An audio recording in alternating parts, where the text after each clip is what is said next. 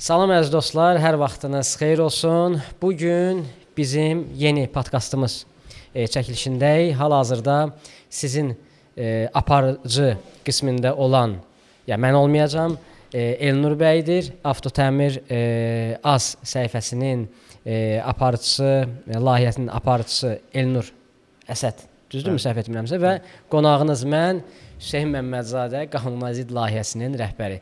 Fikirləşdik ki, bu günləri fərqli şəkildə açılış edək. Yeri gəlmişkən biz saat 7-də açılış etməli idik. Orucla bağlı, iftarla bağlı biraz gecikmə oldu. Amma indi, necə deyərlər, hər şey qaydasındadır. Suallarınızı ünvanlaya bilərsiniz. Deyim də biz canlı yayımdayıq. Ürəyin nə istəyir denən? Hə. Biz bu günləri, bizim əsas məqsədimiz sürücüləri maarifləndirməkdir. Doğru, düzgün yolu göstərməkdir. Bəli. Və canlı yayımda bizə ünvanlanan sualları həm canlı yayımda cavablandırmaqdır, həm də təbii ki, bu çəkiliş vasitəsilə maarifləndirməmizi davam etməkdir. Bəli. Buyur, söz sənə verdim. Hüseyn, sağ ol, çox sağ ol. Mən də hər kəs salamlayıram.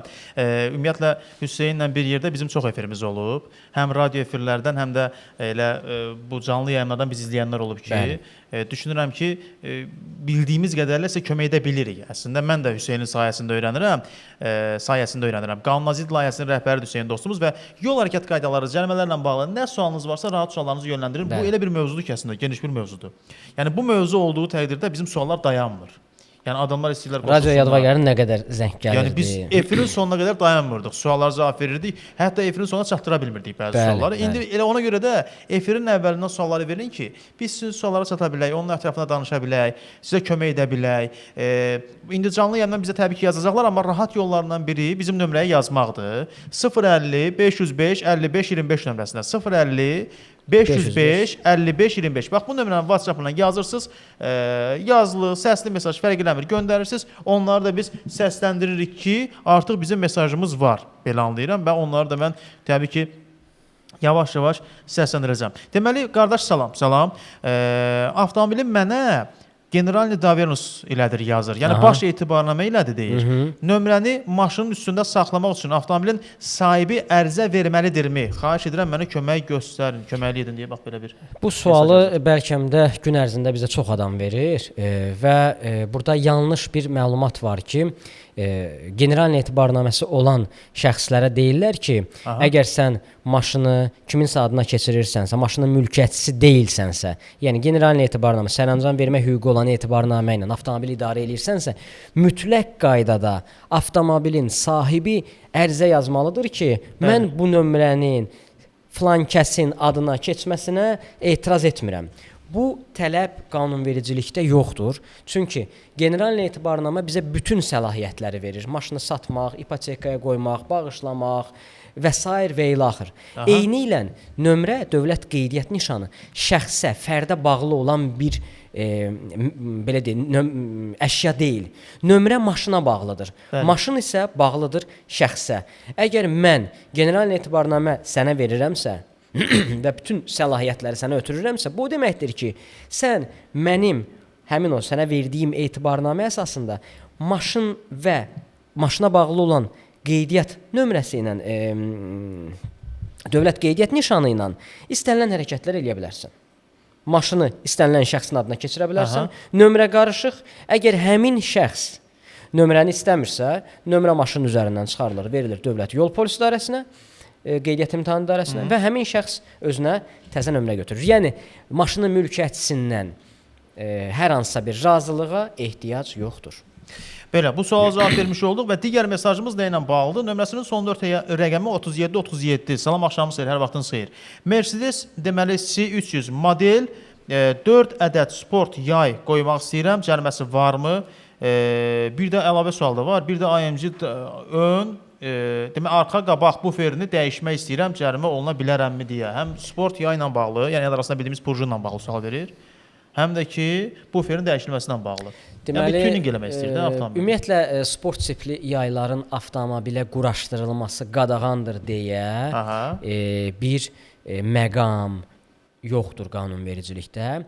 Yetər ki, əgər biz sport tipli yayları avtomobilimizə quraşdırırıqsa, ilk növbədə baxmalıyıq ki, həmin sport tipli yaylar bizim avtomobilimizə uyğun olsun Bəli. Yəni avtomobilimizin modelinə, markasına uyğun olsun və 4 təkərin 4-ünün də yaylarını sport tipli yayla əvəz etməliyik ki, avtomobilimizin duruşu düz olsun. Aha. Yəni qabaq ön tərəf yuxarı, arxa tərəf aşağı olsa bu qayda pozuntusudur. Həmçinin arxa yuxarı, qabaq aşağı bu qayda pozuntusudur. Yəni sport tipli yayların quraşdırılması avtomobilin markasına, modelinə uyğundursa, Bir də sertifikatı varsa da təbii ki. sertifikat təbii ki, bu avtomobilə bağlı sertifikat deyil. Sertifikat məhsula bağlıdır. Keyfiyyəti ilə bağlı olan bir şey. Keyfiyyəti, yəni bu belə deyək, kustar üsulla hazırlanan deyil. Aha. Hər hansısa bir zavodda istehsal olunur və maşın üçün buraxılır. Yeri gəlmişkən Edistar AZ şirkəti bizim bu Zöhrab Babayev təsisçisidir. Azərbaycanda Zöhrabı rəsmi salamlayırıq buradan. nümayəndəliyidir. Yəni sport tipli yaylarla bağlı Zöhraba müraciət Kömək edə edə bilərlər. bilərlər. Həmçinin Azum işıqlandırma studiyasına da LED, bilet, ksenon işıqlarının quraşdırılması ilə bağlı da müraciət edə bilərlər. İkinci sual nə idi? Buferləri bufer dəyişmək. məsələsi. Bufer məsələsində heç bir problem yoxdur. Maşının marka modeli dəyişmirsə, buferlər həm ön, həm arxa dəyişmək olar, restyle etmək olar. Burada hər hansı bir qayda pozuntusundan və həmçinin avtomobilin qeydiyyat şəhadətnaməsində bunların qeydiyyata alınması tələbi və tələb qanunvericilikdə yoxdur. Digər mesajımız deməli gəlir 80-87-dən. Yazır ki bizə, bax belə bir şəkil göndərib bizə. Bu şəkli ekrana verə bilərik də, yəqin ki izləyicilər görsünlər. Avtotəmir azdan izləyənlər görəcəklər. Yük maşını xarab olduğu üçün ötüb keçmişəm. Aha. 100 manat 3 bal cərimə gəlib. 327.2 tələbin pozduğuma görə. Mənim isə etirazım var. Hara müraciət edim? Polisə yazmışam, bir həftədir xəbər yoxdur. Haqlı olduğumu düşünürəm deyə yazır bizə belə bir mesaj göndərir. Deməli şəkildən də görsənir ki, yük avtomobili qalıb, sadəcə yük avtomobilinin arxasında olan avtomobillər fikir verin, heç biri əks hərəkət zolağına çıxmayıb. Bəli. İndi yük avtomobili qalıb orada. Bilmək olmaz axı, bu xarab olub, neçə dəqiqədir onu gözləyirlər və s. və ilə axır. Tək şəkillə bu cür protokolun tərtib olunması düzgün deyil. Aha. Gərək Bax burada mən baxanda belə sağında yer var görürsən onu, yoxsa yox. Məsələn sağından keçsəydi. sağından da yer olsaydı keçmək olar sağından. Sadəcə yenə də burada videonun olması yaxşı olardı ki, sənin qayda pozduğunu həqiqi sübut etsin ki, hamı dayanıb, sən niyə keçirsən? Və həqiqi bəlkə o tutağım belə deyək də bir maşını söndürüb yandırana qədər gözləməliydin. Ona görə bu mübahisəli məqamdır. Yaxşı olardı ki, burada video olsun görüntülər, yəni. bəli, görsənsin. Yəni bununla bağlı əslində şikayətini eləyə bilər. Eləyə bilər təbii ki. Hətta məhkəməyə kimi gedib çıxa bilər adam. Bəli. Digər mesajımız, mən maşını qohumun adına keçirmək istəyirəm və onun adında olan maşının nömrəsini yeni aldığı maşına bağlamaq istəyirik deyir. Aydın oldu sual, yoxsa yox? Deyir ki, mən maşını qohumun adına keçirmək istəyirəm və onun adında olan maşının nömrəsini yeni aldığı maşına bağlamaq istəyirik. Nəsə nömrə dəyişikliyi etmək istəyirlər. Yəni belə bunun qohumu təzə maşını alır. Bəli. Və təzə maşına da onun digər avtomobilin üzərində olan nömrəni bağlamaq istəyir. Yəni bu qanunvericilikdə buna icazə var. Yəni mən avtomobilimi dəyişirəmsə, təzə avtomobil alıramsa, sadəcə burada bir məqam var. Qanunvericilikdə deyilir ki, satan şəxsin digər nəqliyyat vasitəsinə bu alan şəxs hesab edilir. Düzdürmü? Yəni bunun qohumu maşını alan şəxsdir. Bəli. Qanun deyir ki, nəqliyyat vasitələrinin təkrar qeydiyyatı zamanı satan şəxs avtomobili satır, satdığı avtomobilin üzərindən nömrəni çıxarır. Bəli. Mən avtomobili sənə satıram. Sən nömrəni çıxardırsan. Mən nömrəni çıxardıram, satan şəxs mənəm. Bəli. Və digər avtomobilimin üzərinə vururam eyni gündə. Satan şəxs, alan şəxs yox. Mən eləyə bilərəm. Burada isə onun qohumu alan şəxsdirsə, o düşünürəm ki, biraz problem olacaq, eləməyəcəklər. Çünki alan şəxsdir. Qanun satan şəxsən bunu həvalə eləyir. Airbagı sükan əvəzinə airbagsız sükan qoymağın cəriməsi varmı? Yəni biz bildiyimiz qədərilə bu günlər müasir avtomobillərdə hamısında airbag var. Bəli. Düzdürmü? Bəli. Allah eləməmiş hər hansısa bir qəza baş verdikdə airbag açılanda avtomobilin airbagını bərpa da etmək olur, bərpa etməmək də olur. Yəni istəmirəm də, pulum yoxdur, bərpa etmirəm. Bərpa etmədikdə yol polisi buna hər hansı bir cərimə tətbiq edə bilməz. Niyə sən airbagı bərpa etməmisən? Düzdürmü? Yaza bilməz. Bəli. Eyni qaydada əgər mən sükan başlığını dəyişib airbagsız sükan başlığı qoyuramsa, onun airbag-i yoxdur da, yəni hava yastığı yoxdursa, buna görə mənə hər hansı bir cərimə tətbiq edilə bilməz. Niyə? Çünki mənim sükanım təkərləri fırladır, qaydasındadırsa, sükan çəmbərdən söhbət gedir, yəni sükan başlığından. Bəli. O zaman heç bir qayda pozuntusu deyil, heç bir cərimə də tətbiq edilə bilməz. Hətta sükanın forması dairəvi olması da belə onun cəriməsi yoxdur. Təbii ki, yoxdur. çünki bu günləri Teslalar var ki, belə deyək, tam heç kvadrat da deyil. Bəli. Sonra digər mesajımız da ilə bağlıdır. İzləyicimiz yazır 3888 nömrəsinin son 4 rəqəmi. Salamlayır bizi, sağ olsun. Yazır ki, mənim avtomobilim R17 disklə təchiz olunub və ili 1999-cu ildir. Təlimat kitabçası yoxdur deyir. Və bununla bağlı yol polisi əməkdaşı saxlayıb disk qanuna uyğun deyil deyib əlavə avadanlığın quraşdırılması kimi 150 manat cərimə və duracağa qoyulacağını iddia edir. Bu nə dərəcədə düzgündür deyə belə bir mesaj gəlib bizə. Disk təkər dəyişib də, düzdürmü? R17 disklə təsis olunub. Yəni Dövlət Yol Polisi əməkdaşı da onu əlavə avadanlıq kimi qeyd eləmək istəyir. Deməli, bununla bağlı məlumat vermək istərdim ki, təkər ölçülərinə görə 150 manatlıq cərimənin tətbiq edilməsi qanunvericilikdə nəzərdə tutulmayıb.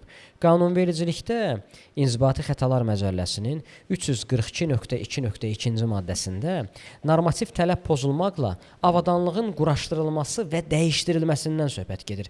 Hər hansısa bir avadanlığın quraşdırılmasından söhbət gedir. Yəni təkər avadanlıq deyil də belə götürülür. Təkər hər hansısa bir avadanlıq hesab edilə bilməz. Niyə? Çünki faktiki olaraq bu avtomobilin eyni, yəni yumru təkərdir. Sadəcə bir düym yuxarı və yaxud aşağı təkər ölçülərindən təchiz edir avtomobilini. Təkərlə bağlı, şinlərlə bağlı yol hərəkəti haqqında qanunun bir saylı əlavəsinin 5-ci hissəsində göstərilib ki, təkərlər və şinlər nəqliyyat vasitəsinin konstruksiya tələblərinə uyğun gəlmədikdə nasazlığı aradan qaldırmaq lazımdır. Bəli. Nasazlıq isə İnzibati Xətalar Məcəlləsinin 342.5-ci maddəsində göstərilib 50 manat cəriməsi var. Yəni əgər mənim kitabçam yoxdur, yəni maşın almışam, maşının kitabçası yoxdursa, bu günləri müasir dövrdə istənilən yerdən, istənilən zaman internetə çıxış etmək olar. Bəli. Müasir saytlar var, beynəlxalq saytlar var. Biz səhifəmizdə bununla bağlı paylaşım da etmişik. wheelsize.com saytına daxil olub, həmin saytda avtomobilinizin markası, modeli və ilini qeyd etdikdə istehsalçı zavodun sizin avtomobiliniz üçün müəyyən etdiyi təkər ölçülərini görə bilərsiniz. Bəli. Və orada 1 deyil, 3-dür, 4-dür, 5 ölçü ola bilər. Həmin o ölçülər təkərdən istifadə etdikdə heç bir qayda pozuntusu olmur. Misal üçün mənim avtomobilim var idi, Hyundai Sonata, 2007-ci il. Bəli. Onun birkasında içəridə 2 dənə ölçü var idi. 16 və 17. Amma sayta girdim, 18 də icazəlidir. Prosta zavod onu yazmayıbdı ora. Bəli. Amma saytda göstərir ki, 16 da taxa bilərsən, 17 də taxa bilərsən, 18 də taxa bilərsən. Prosta məndə Amma bu normativ pozulanda belə bu normativ deyil axı. Bu normativ deyil. Ümumiyyətlə yəni təkər ölçüsünü biz dəyişsək, o standartdan kənara çıxsaq belə, onun cəriməsi nədir? Yəni onu demək 50 manat. 50 manat cəriməsi var. İstehsalçının müəyyən etdiyi, yəni konstruksiya tələblərinə uyğun gəlməyən təkər ölçülərindən istifadə etmək 50 manat cəriməsi var.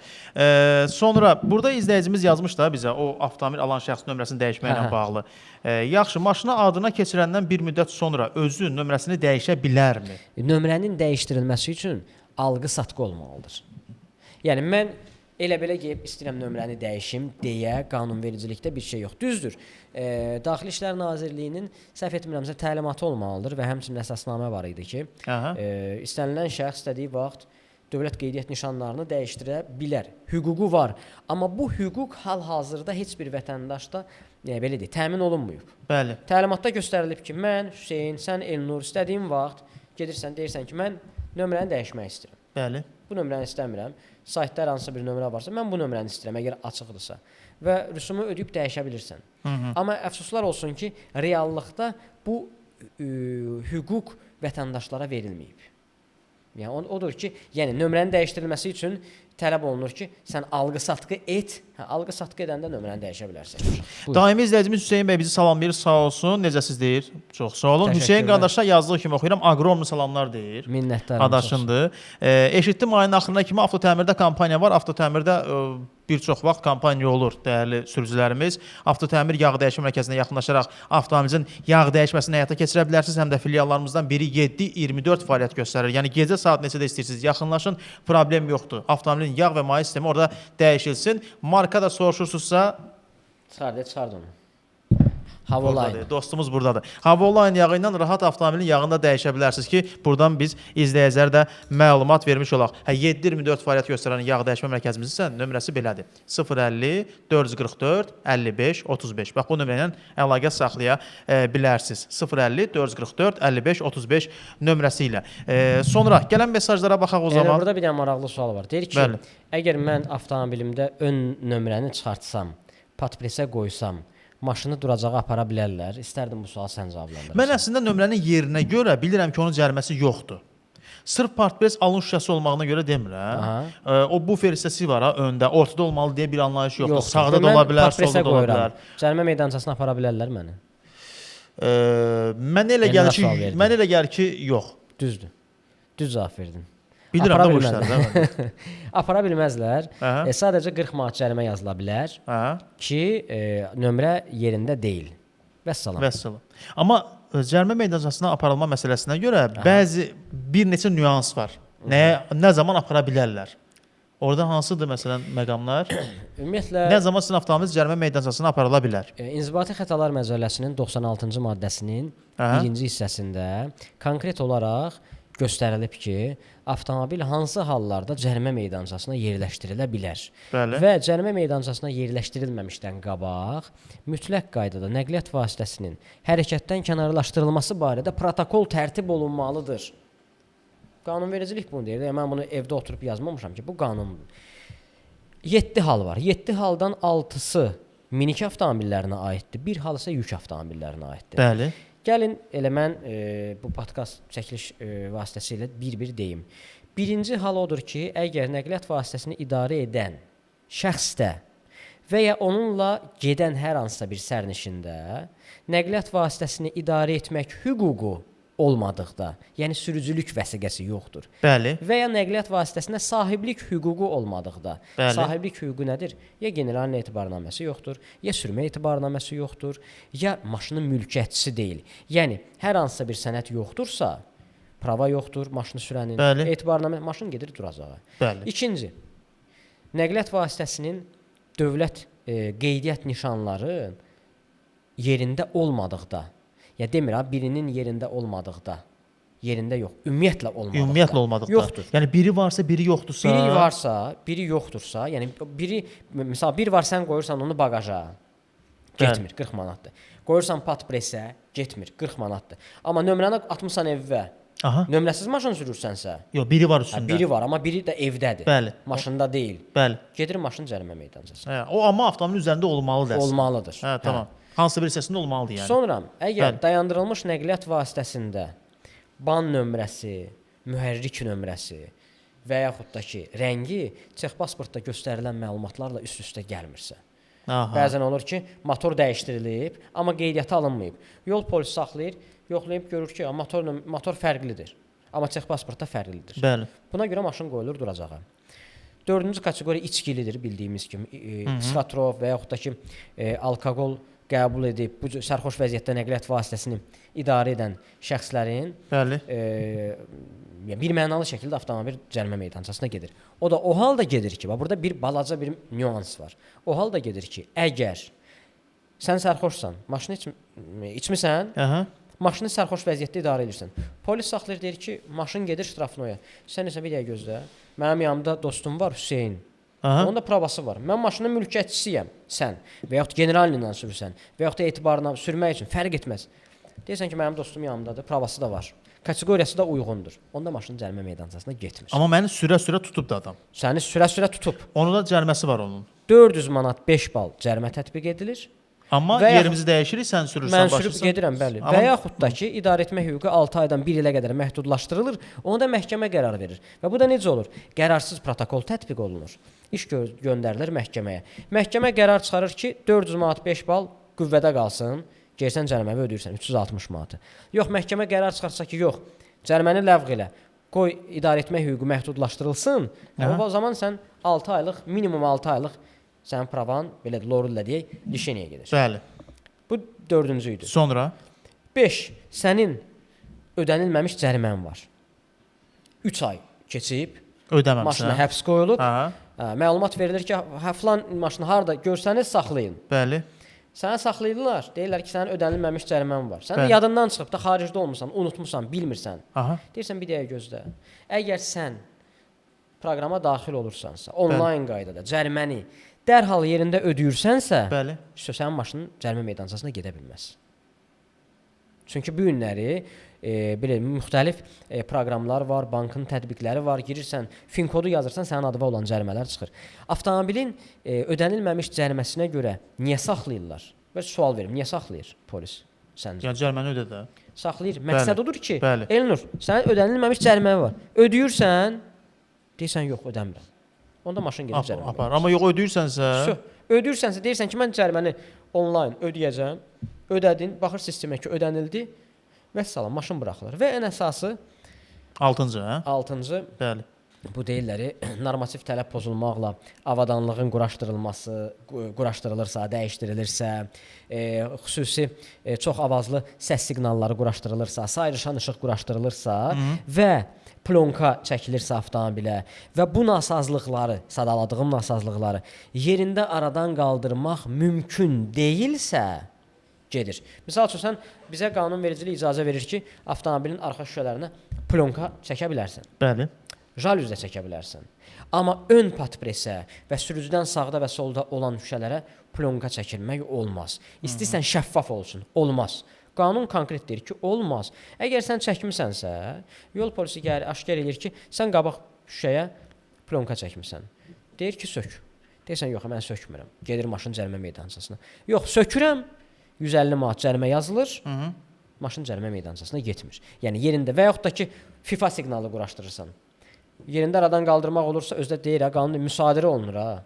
Götürülür səndən o. Səndən alınır, cərimən yazılır, sən sağ, mən salamat. Yəni bu qədər. Bir yük avtomobillərinə aid nə idi bəs orada? Yük avtomobillər onlar çəki ilə bağlıdır. Oxa düşən çəkidir. Belə ya daşınma yük qaydalarının daşınması pozulduğu halda yəni. O təyin olunan normadan artıq yük vurulması, faktiki kütlə və s. və ilaxır, yəni yük avtomobilləri o qədər, yəni əsas orada çəki ilə bağlıdır. Ox parametrlərinə düşən çəki və s. Yəni avtomobiliniz nə zaman cərimə meydançasına aparıla bilər deyə açıqlamanı verdi Hüseyn. Burada əslində biz indi danışdıq, suallar da gəlir. Onunla bağlı ki, buna görə deməli avtomobil cərimə meydançasına gedə bilərmi? Burzavikə görə maşın gedir iştirafına. Bu burzavik palçıqlığa görə də. Burzavikdir, hə. Palçıqlıq, ona el arasında şəlpə də deyirlər. Hə, ona görə yəni o yoxdur. Xeyr, ona görə maşın duracağa yerləşdirilə bilməz. Yol polisi əməkdaşı yol kənarında dayanan yük maşınının arxasında gizlənib ay patrulu qoşaraq xidmət aparması nə dərəcədə doğrudur? 50-lik yolda 72 ilə çəkib və YPX-nin gizlənərək xidmət aparması protokolun ləğvinə əsas verirmi? Deməli, yol patrul xidməti haqqında təlimatda açıq-aydın şəkildə göstərilib ki, yol patrul xidmətinin avtomobilləri hər bir sürücü üçün kifayət edəcək məsafədə görünən olmalıdır və sürücülər onların xidmət apardıqlarını aydınlıqla, rahat şəkildə görməlidirlər. Bu məsələnin bir tərəfi. Yol patrul xidmətinin avtomobilinin hər hansısa bir maneənin arxasında dayanıb xidmət aparması, banerlərin, ağacların, künclərin, budaqların, kol-kosun yanında, belə deyək də, mən opşi dedim, ümumi dedim, xidmət aparması yol verilməzdir. Yəni, bu təlimatda belə yazılıb. Lakin burada ikinci bir məqam var. Bax, sürət həddi 50-dir. Adam 72-dən radara düşür. Qaydanı pozub. Deməli, adam qaydanı pozur. Bəli. Və iddia edir ki, mən qaydanı pozmuşam, yol polisi də qaydanı pozub. Yol polisi mənim, yəni yol polisi çəkmir, bunu iPatrol çəkir də, yəni bu xüsusi texniki vasitədir. Yol polisinin buna bir müdaxiləsi yoxdur. İndi sual yaranır ki, əgər sən 50 yerdə 50 ilə 55 ilə keçsəydin cərimə olunmayacaq idin və yol polisinin orada o cür xidmət aparması sənə toxunmayacaq idi. Amma qayda pozmusan özdə 50 manat 2 baldır ha o. O yandıran o baldır. 50 manatdır. Odur ki, dostlar, mən istərdim buradan efir vasitəsilə məlumat verim ki, əgər sürücü qaydalara əməl edərək avtomobili idarə eləyirsə, istər sürət həddi olsun, istər dönmə siqnalı olsun, istər nəqliyyat vasitəsinin zolaqlarda yerləşməsi və s. Yəni, qaydalara əməl edən sürücü üçün yol polisinin hansı şəkildə, hansı qaydada xidmət aparması önəmli deyil. Çünki mən bilirəm ki, mən qayda pozmuram. Qayda pozan üçün bəli, təbii ki, o bir növ problem yaranır ki, orada polis, maşının arxasında polis var. Sürətlə keçdim. Sürətlə sürmədən. Sonra Amma bir dənə çox üzr istəyirəm. Buyur. Bildirim, sual vermişdik, suala cavab vermədim. Deyir ki, əsas verirmi ki, mən şikayət eləyim? Bu silinsin məsələn. Silinsin. İnzibati xətalar məcəlləsində səhv etmirəmsə 73-cü maddədə də göstərilib ki, qanuna zidd əldə olunan faktlar sübut kimi hesab edilmir. Yəni hər şey qanun çərçivəsində olmalıdır. Bəli, müraciət eləyə bilər. Məhkəməyə müraciət eləyə bilər, sildirə bilər. İzləyicimiz salamlayır bizi, sağ olsun. Yazır ki, zəhmət olmasa bir məsələdə mənə məsləhətinizi verərdiniz. Amerikadan özümə avtomobil gətirdirib gömrük qeydiyyatından keçirəndən sonra tranzit nömrə alaraq təmirə aparmışam. Aha. Bilmək istəyirəm ki, təmir bitdikdən sonra mən şəhadətnamə və nömrə almaq üçün gedəndə rüsum nə qədər və nə qədər ödəməliyəm əlavə olaraq deyir. Tranzit nömrənin geri qaytarılması zamanı ödəniş etməliyəmmi? Bax, bir neçə sualdır əslində. Deməli, avtomobilin ilkin qeydiyyatı üçün tələb olunan dövlət rüsumları 20 manat ilkin qeydiyyatdır. Yəni burada avtomobilin motor, il, istehsalçı, zavod, nə bilim Mercedes olsun, BMW olsun, Opel olsun, Tesla olsun fərq etməz. Bəli. 20 manat ilkin qeydiyyatdır. Bəli. 30 manat sex pasportdur. 30 manat da nömrədir. Bu elədir 80 manat. Avtomobilin istehsal ili 4 ildən çoxdursa, 30 manatda texniki baxışa rüsum ödənir. Yox, əgər avtomobil təzədirsə, yəni 4 ilə qədərdirsə, texniki baxışdan keçmir, qeyd olunan 3 rüsum ödənilir. 20 manat ilkin qeydiyyat, 30 manat sex pasport, 30 manat da nömrə. Sonra maşın qəzalı olub düzəltdirmişəm. Buna görə qanunda rüsum nəzərdə tutulubmu? Xeyr, nəyə düzəltdirəm? Yəni orada onu mən də tam anlamadım. Yəni qəzalı orada olub onu da bəhanə gətirirlər ki, pul üçün. Yox. Yəni qəzalı olub, düzəltmişəm, sürürəm, idarə edirəm. Motor dəyişməyib, rəng dəyişməyib, ban dəyişməyibsə heç bir ödənişə ehtiyac yoxdur. Hansısa sənədləri tərcümə elətdirib getməliyəmmi? Əslində sənədlərin tərcümə olunması həmin bayaqki qardaşın sualıdır. Bəli. Sənədlərin tərcüməsi elə bəyannamədir. Dövlət belə deyək də gömrük tərəfindən verilən bəyannamədir. Bəli. O Azərbaycan dilindədir və avtomobilin bütün məlumatları orada var. Aha. Sadəcə belə deyək, vaxt itirməmək üçün biz tövsiyə edirik, ya bu məcburi deyil, yəni çox zamanınız getməsin, çox incitməsinlər deyə sənədləri tərcümə edin, gedin. Digər mesajımız, qardaş, bir sual da məni çox maraqlandırır. Audio sisteminə hər hansı cərimə nəzərdə tuturmu? Audio sistemə görə. Yox. Və biz şikayət etmək istəsək, Dövlət Yol Polisindən kimə şikayət edə bilərik? E-polis tətbiqi vasitəsilə Daxili İşlər Nazirliyinə müraciət edə bilərsiniz, Baş Polis İdarəsinə müraciət edə bilərsiniz, Baş Dövlət Yol Polisi İdarəsinə müraciət edə bilərsiniz və həmin o e-polis tətbiqində qurumlar var. Bir hamısına şikayətinizi bildirə bilərsiniz. Salam, mənim oğlum deməli avtoxuliqanlığa görə tutulub, 15 sutka yatıb və sürücülük vəsiqəsi məhrum edilib. Bəli. Aha. Gedib və indi pravanı götürə bilmirmi, yoxsa necə olur bu? Yəni həmin o zaman gəlib 1 il məhdudlaşdırılır. Bəli. 1 illik. 1 il tamam olandan sonra gəlib götürür. Bagaja qum qoyanda saxlayıb cərimə yaza bilərmi? Bu da məsələn suyu istifadə alırsa, siz artı çəki vurub avtomobilin belə görünüşünü dəyişmək istəyirsinizsə, görüntüsünü, ona görə cərimə varmı? Yenə deyirəm, buna görə əslində bir şey yazılmır. Yük daşıma qaydaları olacaq da, yəni. Davamlı olaraq məsələn kimsə orada yük vurur ki, avtomobilin Vaz 2007-dir. Önü qabağa olsun. Burada artıq aşağı. Mən deyim ki, yol polisi buna cərimə yaza bilməz və yaxud ancaq 40 manat cərimə yazacaq. Biraz düzgün çıxmayacaq. Niyə? Çünki 40 manat cəriməni yazacaq, deyəcək ki, get, sən də gəlib rahat şəkildə təzədən eyni qaydada və sənə digər sürücülər baxacaq, eyni qaydada qayda pozacaqlar. Bəli. Yol polisi əslində bu cür qayda pozanları tənbih məqsədi ilə saxlayır, aparır cərimə meydançasına. Profilaktik söhbət etmə, eləmə, sən pis nümunəsən digər sürücülər üçün. Bu nə edir? Adamın vaxtı, zamanı gedir. Və bunu bir də təkrarlamır da yəni. Növbəti mesajımız səsli mesajdır. Görək dinləyə biləcəyikmi? Salam, mən də Range Rover 2012 Sportdur. Deməli, buna spacer quraşdırır, hər tərəfdən təkəri 2 sm qırağa çıxıb, bununla bağlı cəriməsi var. Spacerə görə. Spacerə görə ümumiyyətlə belə hər hansı bir cərimənin nəzərdə tutulmur. Çünki Spacer sənin avtomobilin çəkisini artırmır, nə bilim, bucağı falanı dəyişmir.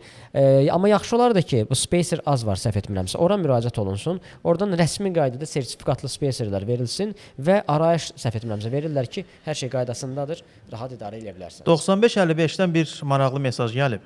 Yazır ki, bilirəm ki, bu bir çox sürücünün əslində düşündüyü məqamdır. Salamir bizi sağ olsun. Yazır ki, mənim və düşünürəm bütün Azərbaycan sürücülərinin dərdli mövzusuna toxunmaq istəyirəm. Dünən aeroport yolunda olan qəzadan sonra daha çox aktual oldu mövzu. Allah uzaq eləsin. Sürücü piyadanı vuranda, piyada keçidinin kənarında niyə həmişə sürücü günahkardır?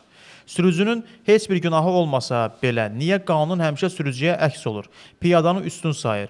Belə deyim də, avtobanda belə olsa, 110 km sürətli yolda belə, piyada yola özünü açsa və Allah eləməsin, sən o piyadaya toxunsan belə, sürücü günahkar olur və həbsə qədər ən yaxşı halda cərimə, niyə də bu belədir? Piyada intihar etmək istəyirsə, niyə sürücü günahkar olmalıdır deyə 95-55 yazır. Çox maraqlı sualdır və çox aktual bir mövzudur. Bu günlərə əfsuslar olsun ki, yol nəqliyyat hadisələri zamanı piyada vurmalarla bağlı olan qəzalarda %99% günahkar sürücü çıxır. Halbuki piyada günahkardır, amma əfsuslar olsun ki, elə olur ki, sürücü günahkar çıxır. Və 37-ci maddəni əsas gətirirlər ki, sürücü qəzanın baş verməməsi üçün müxtəlif yollara əl atmalı idi. İndi gəlin, mən sizə bir sual verim. 110-luq yolda avtobandır. Mən 110-dan gedirəm. Qəfil qabağıma bir piyada çıxır. Mən onu necə vurmaya bilərəm? Yəni, o suala cavab lazım. Mən necə vurmaya bilərəm onu? Mən 110-la gedirəm. Cəhənnəm, 20 ilə 30-la gedəsən, bilərsən ki, qabağıma çıxdı, tormuz verəsən və s. Mən tormuz versəm belə vuracam da onu. Və yoxdur ki, adam intihar eləmək istəyir. Körpüdən tullanır maşının üstünə məsələn deyirəm. Sən görmürsən axı, düşdü. Hə. Bir dəfə belə bir hal baş vermişdi. Bilmirəm, hardansa eşitmişdim. Deməli, nə söhbətdir? Gedişli, gəlişli yoldur.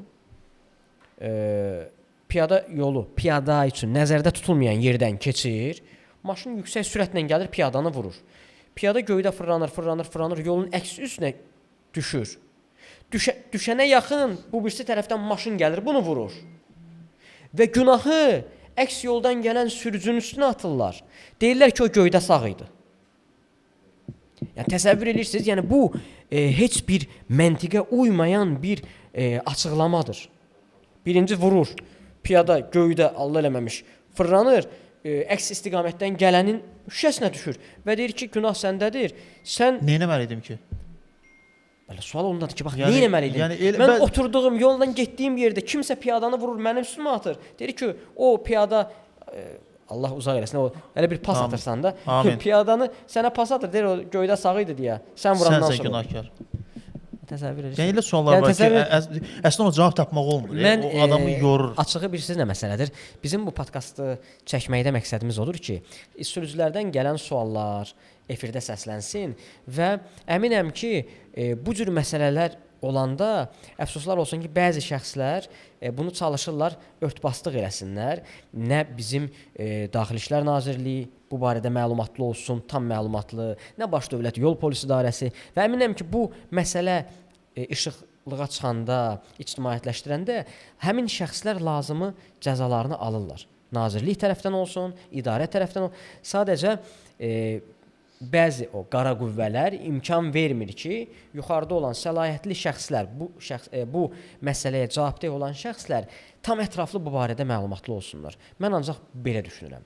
Çünki adi belə bir şey deyək də, hər hansısa bir qeydiyyatla bağlı problem olanda vətəndaşlara deyilir ki, şikayət yazın. Şikayət ünvanlayırlar, 10 gündən sonra gəlirlər, həmin şəxsin işi həll olunur. Demək ki, bu problemlərin həllində maraqlı olan şəxslər var. Bəli. Yetər ki, vətəndaşlar həmin o maraqlı olan şəxslərə bir yol açsınlar, qapılarını döysünlər, müraciət etsinlər və lazım olan şəxslər cəzalansın. Deməli, növbəti mesaj yanacaqla bağlı yazıblar. Yanacaq doldurma məntəqəsi, bəli, Redolə yaxınlaşa bilərsiniz, dəyərli dostlar. Zabrat yolunun üzərində bir filialdır, Xırdalan dairəsi yaxınlığında bir filialdır və Redol yanacaq doldurma məntəqəsində yanacaq vurmaqla bonusla da qazanırsınız. Burada mən sürücülərə məlumat vermiş olum. Yəni, hər litrə görə 1 qəpik. Məsələn, minimum 10 litr yanacaq vurursunuz, 10 qəpik bonus kartına oturur. Yavaş-yavaş da o yığılır və bir də görürsünüz ki, yanacağı pulsuz vurursunuz. Nəsə oxumaq istəyirsən deyəsən? Bir dənə istərdim, oxuyum, deyəsən biz onu görmədik. Deyir ki, bayaqdan yazır. Təkrar qeydiyyat zamanı nömrə texpasportda yazılmayıbsa, mən rəsmi servisdən sənəd alıb qeydiyyatdan keçə bilərəm? Bəli. əgər Elə mən o mesajı indi çatmışam bax. hə, indi çatdı. 31-39 deyəsən. Bəli, bəli. Hə, indi çatmışam. Qeydiyyat şəhadətnaməsində Çex pasportunun nömrəsi yazılmayıbsa, burada bir mənalı olaraq məsuliyyət DYP orqanının əməkdaşının üzərindədir. Bəli. Kimlər ki, yoxlayırlar heç mühərrik nömrəsini və Bəli. o yazmırlar, qeyd etmirlər. Məsuliyyəti onlar daşıyırlar. Əfsuslar olsun ki, bu günləri son zamanlar artıq buna diqqət yetirirlər. Bəli. Və köhnə maşınlarda, köhnə dedikdə, yəni bir neçə il bundan qabaq qeydiyyata alınan avtomobillərdən söhbət gedir. Onların mühərriki özünə məxsusdur, amma mühərrik nömrəsi Çex pasportda yoxdur. Bunun da bir çıxış yolu var. Rəsmi servisə müraciət eləyir, arayış alır ki, motor istehsalçı zavod tərəfindən quraşdırılan motordur, yəni mühərrikdir və həmin o sənəd əsasında heç bir problem olmadan gedir avtomobili alqı-satqı edir. Belə bir mesaj Benson deməli alın şişəsinə görə, patpresə görə cərimə varmı? Xeyr, əgər ön şüşənin, yəni ön patpresin işıq buraxma qabiliyyəti deməli 70%-dan çoxdursa, heç bir problemi yoxdur. 15-24 salam bir sağ olsun. Yazır ki, Amerika Birləşmiş Ştatlarından maşın gətirmişəm. Qeydiyyatda arxa şüşə tünd olduğu üçün qeydiyyat etmirlər. Aha. Əlavə pul istəyirlər. Hara şikayət edə bilərəm, qanunidirmi deyə belə bir mesaj var. Ümumiyyətlə, avtomobillərin ilkin qeydiyyatı zamanı, təkrar qeydiyyatı zamanı, texniki baxış zamanı sürücüdən arxada olan şüşələrin tündlüyü normallaşdırılmır. Yəni bunun azay standart var 122-2023. Həmin standartda da açıq-aydın şəkildə göstərilir ki, 70%-dən az olmamaq şərti ilə yalnız ön patpres olmalıdır və sürücüdən sağda və solda olan şüşələr, sürücüdən arxada olan şüşələrin tünd olması, plonkalı olması, qeydiyyat üçün, təkrar qeydiyyat üçün və ya texniki baxış üçün əngəl deyil. Sürət həddini 60 aşmağa görə avtoxuliqan kimi protokollaşdırılıb duracağa qoya bilərlərmi? Sürət həddini 60. Əgər misal üçün şəhər daxili yollarda adətən sürət həddi 60 olur. Biz 60-lıq olan yerdə 120 ilə keçiriksə, bizə 300 manat 4 bal cərimə gəlir. Vəssalam. Yəni bu ştrafnoya getmək məsələsi orada yoxdur, cərimə. Yox, heç sürətə görə yol polisinin saxlayıb cərimə yazmağına da ehtiyacı yoxdur. Kamera çəkir. Salam, hər şeyə çox gözəl deyirsiniz. Salamlayırıq bizə sizi. Biz də azdan çoxdan bilirik cəriməni. Dünən axşam maşını diskə görə atdılar içəri. 100 manatımı aldılar deyir. 102-yə yığdım, 902-yə də yığdım. Mənə deyirlər ki, ver məhkəməyə. Mən kimisə işin düz bilmədiyinə görə niyə aylarla maşınım qalmalıdır ştrafnoyda? Buna nə edə bilərik axı? 55-37 yazır. Bax elə ən böyük problem də məhz odur ki, bu günləri belə deyək də qeyri-qanuni addım atan şəxslər Bəli. Bizim dövlətimizə ziyan vurur. Bu bir mənalı şəkildədir və cəzasız qalır. Cəzasızlıq hər hansısa bir əməkdaşın səhv tərtib etdiyi protokola görə vətəndaşın məhkəmələrdə vaxt itirməsi, zaman itirməsi, əsəbləşməsi, əsəbləşməsi, əsəblərinin korlanması təbii ki, heç kəs istəməz. Odur ki, mən həmin şəxsə məsləhət görürəm, tövsiyə edirəm ki, müvafiq orqanlara, Daxili İşlər Nazirliyinə, nazirin adına, həmçinin prokurorluğa bu barədə məlumat versin. Bir məktub yazsın. Məktub yazsın. Onlayn qaydada yox ha. Birbaşa məktub yazır, göndərir poçt vasitəsilə. Duman ya led qoymaq niyə olmaz? Kim deyir ki, olmaz? 11-12 belə bir mesaj yazıb. Yazdığı kimi də oxudum yəni. Yox, duman ya led qoymaq olar, amma ledi elə qoyasan ki, yerə düz xətt versin. Sənin avtomobilin duman farasına uyğun olan led olsun. Misal üçün, məndə Sanatada mənə dumanlı qoya bilmirdim. Zöhrab deyirdi ki, ona dumanlı yoxdur. Aha. Yəni istehsalçı zavod onu ancaq halogenlə buraxıbdı. Olmaz. Bəli. Bəziləri var ki, olar. Odur ki, ledi düzgün seçmək lazımdır və Zöhrab qardaşımızın yanına getməlidir. Mənə maşın satıblar, amma mühərrik nömrəsindən sənəd düz gəlmir. Mən hara şikayət edə bilərəm? Mühərrik nömrəsi ilə sənəd düz gəlmir. Bəli, belə bir mesaj yəni baxmaq lazımdır ki, motor dəyişilib yoxsa yox. İstehsalçı zavod servisə müraciət eləsin, baxsın ki, avtomobilin üzərində olan mühərrik zavod tərəfindən quraşdırılandır yoxsa yox. Əgər zavod tərəfindən quraşdırılandırsa, problem yoxdur. Yox, əslində düz gələcək. Yox, əgər zavod tərəfindən quraşdırılan deyilsə, dəyişilibsə, artıq satan adamla əlaqə saxlasın və yaxud da ki, araşdırma olacaq. rəy veriləcək, sonra qeydiyyata salacaq. Salam, hər vaxtınız xeyir, hər vaxtınız xeyir. Piyada sol zolaqdadırsa, mən maşınımla sağ zolaqdan keçə bilərəmmi?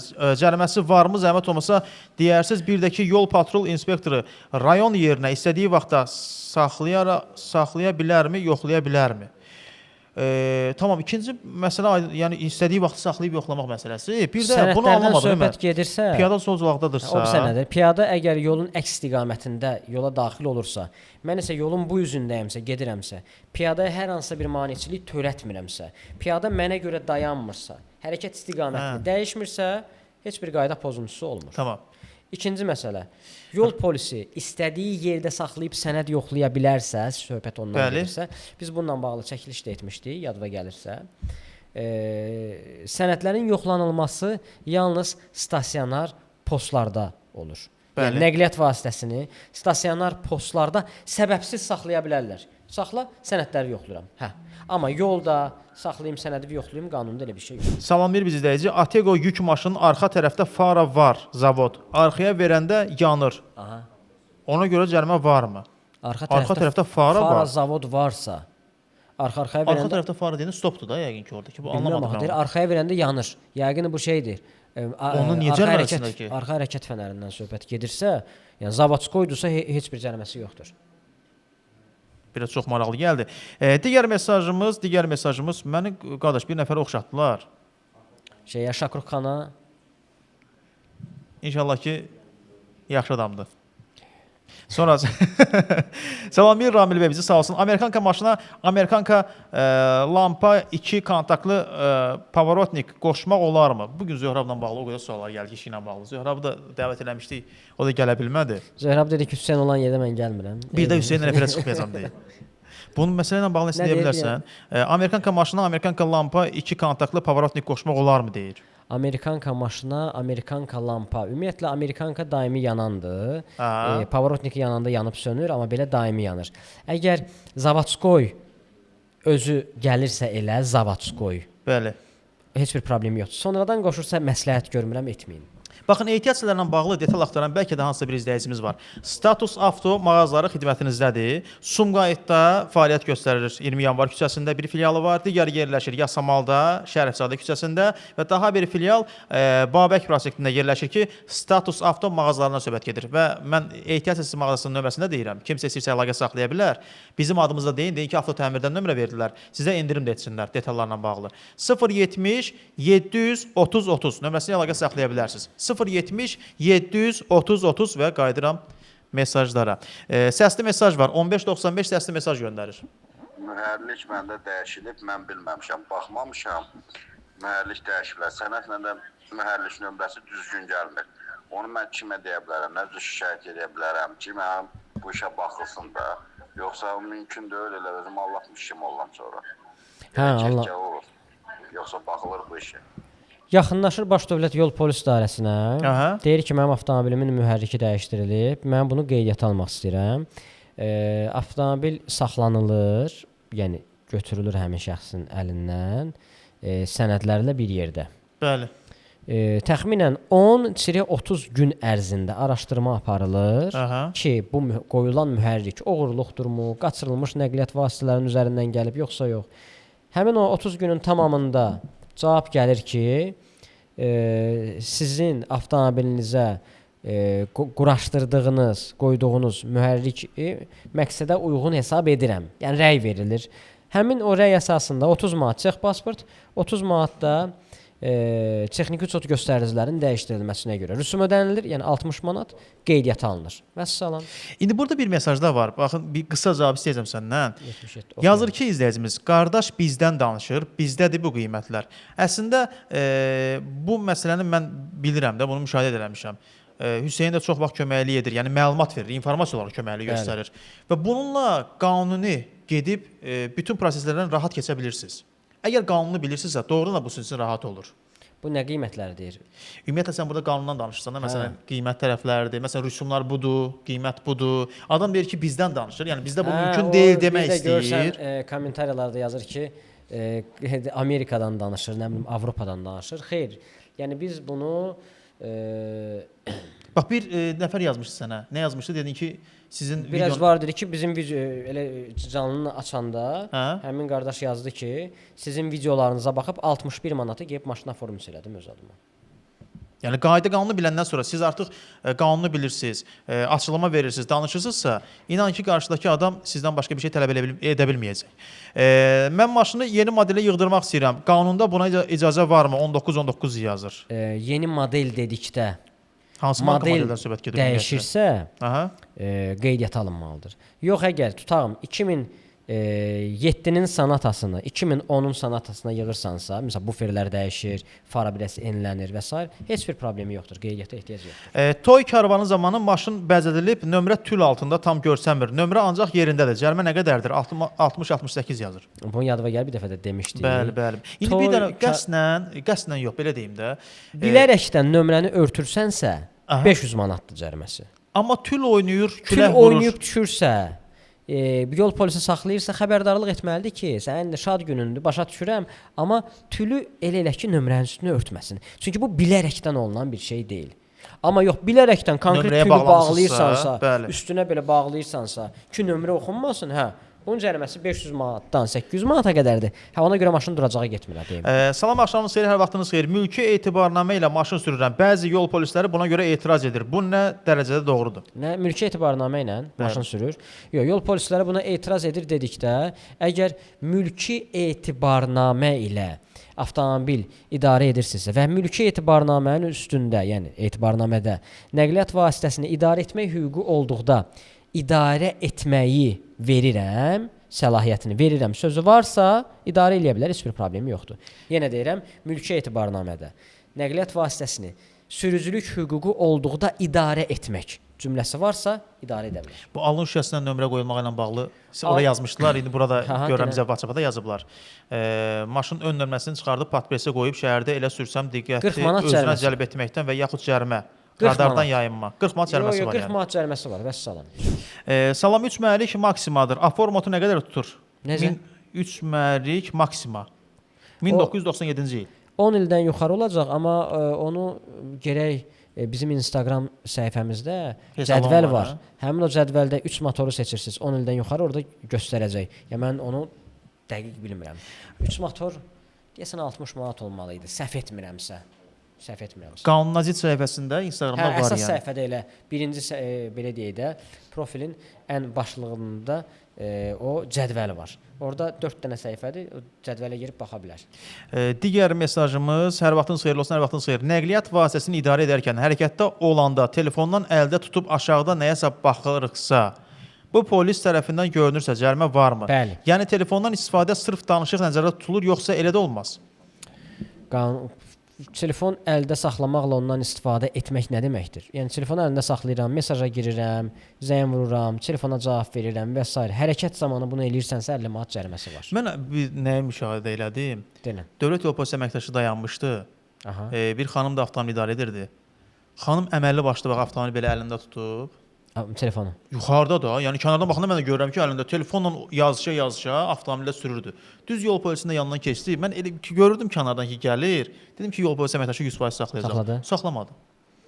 Yəqin tanışdı. Yəni ya bilmirəm, başı qarşı oldu, nə oldu? Əslində elə idarə etmək olmaz da. Yəni bu düzgün bir şey deyil. Mən onu dəfələrlə görmüşəm. Konkret belə bu cür vəziyyətdə sürürlər. Hələ bir telefonu saxlayırlar əllərində. Arada yola baxırlar. Yuxarıda, heç aşağıda da gizlətməyib. Belə yuxarıda saxlayıb mərd qadınlarımız var da bizim. Mərd xanımlarımız var. Sonra rolun cəriməsi yoxdur xeyr. 52-56 səsli mesaj. Salam əleykum qardaş. Salam. Məndə lukun qapağı açıq olduğuna görə və divarın tinindən dönən kimi luka düşdüyümə görə, görmədiyimə görə maşınıma buferinə, ön hissəsinə ziyan dəyibdi və bunu mən 102-yə məlumat verdim. Onlar yönəldilər yol idarəsinə, yol patrol idarəsinə, yəni QAİ-yə. Və oradan mənə bildirdilər ki, yəni heç bir şey olmayacaq, yəni ki, hədər yerə, məhkəməyə və yaxud da harasa gedib şikayət eləməyə ehtiyac yoxdur. Yəni heç bir şey ödənilməyəcək. Yəni sən görməliydin, filanı idi, belə idi. Mən neynəməliyəm? Zəhmət olmasa qardaş, qanuna zidd səhifəsini işlədən qardaş mənə məlumat verərdi. O aformat bağlı Aformutla bağlı mənə çox köməklik eləmişdi. Yəni ondan sonra mən bütün maşınlarımı qanuni formada aformut eləyirdim. Allah ona ömür versin, can sağlığı versin. Zəhmət olmasa köməklik eləyərdiniz. Mən bilimlə etməliyəm ardıcıllıqla. Bu qardaşın sonda dediyim, sağ olsun yazır bizə mesaj olaraq. Sonda dediyim məqam, bu bəzi yazanlar var ha, Azərbaycandan söhbət gedir. Görürsüz qanun yolundan keçir adam. Qanunu bildiyinə görə. Digər məsələ lüku açıq olub. Lük açıq olub, görməyib, ora düşüb. Bunun məsuliyyət bunun üzərində deyil. Azərbaycan Avtomobil Yolları Dövlət Agentliyi cavabdehdir. Bəli. Yəni sırf buna görə ziyan dəyibsə, baxın, problem bilirsiniz nədədir? Bu adam rəsmi orqana zəng vurur, qaynar xəttdə olsunmu və yaxud da ki, müraciət eləyir.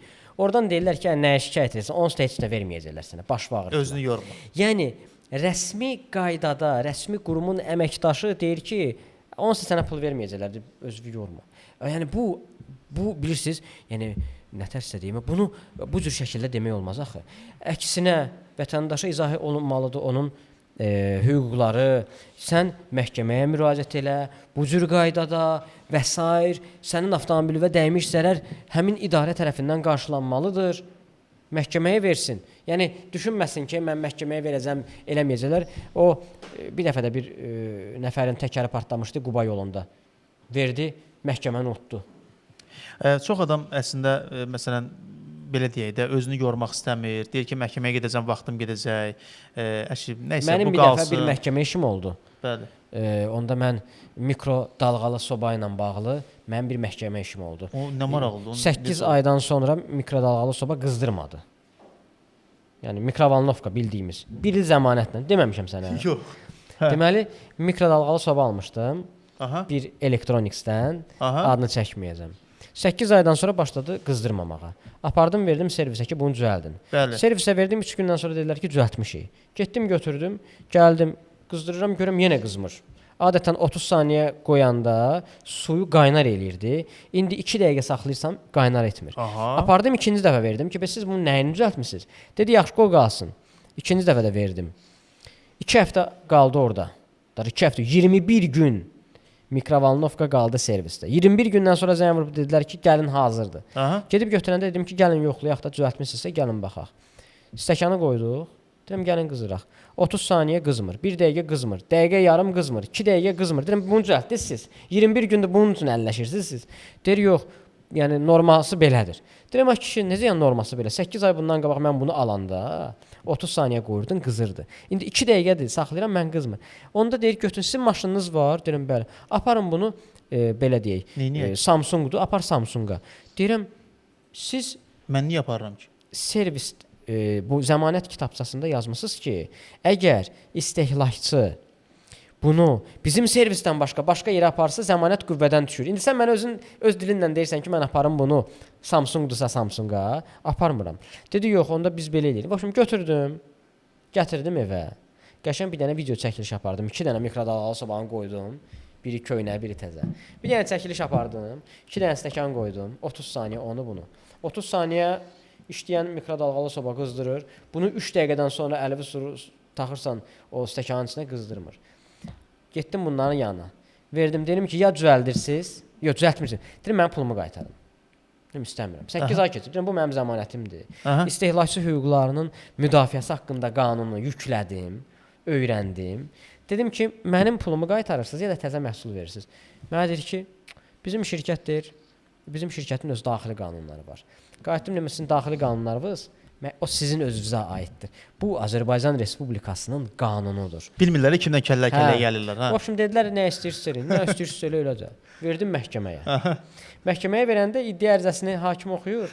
Baxır, 239 manatlıq mikrodalğalı sobaya görə məhkəmə hakim deyir, mənim deyir hakimlik dövrümdə ilk dəfədir ki, belə bir şey vətəndaş məhkəməyə versin. Qayıtdım, dedim ki, bəli. Mən deyim, evdəkilər deyirə vermə, başı bağırtma, nə edirsən? Dedim, yox, burada artıq prinsip söhbəti var. Mən haqlıyam. Verdim. 12 dənə məhkəmə oldu. 1 il. Ayda bir dəfə məhkəmə olurdu. Aha. Prosta koronavirusa düşdü. Sən də prinsipə düşmüsən. Mən prinsipə düşdüm. Hə.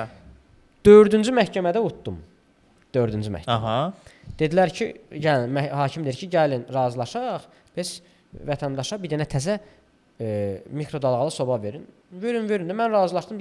Dedilər ki, gəlin idarəyə ərizə yazaq, yəni barışıq ərizəsi. Dedim, okey. Getdim idarəyə. Aha. İdarəyə getdim, dedim ki, bəs gəlmişəm. Seçdim, artıq təzə mikrodalğalı sobanı da seçmişəm. Aha. Gəldim idarəyə ki, barışıq ərizəsi yazıram ki, heç nə istəmirəm, götürürəm, gedirəm. Oturmuşdum, bir də müdür gəldi. Müdür gəldi. İndi hörmət naminə mən ayağa qalxdım. Vəkildə, şirkətin vəkili cavan qız idi.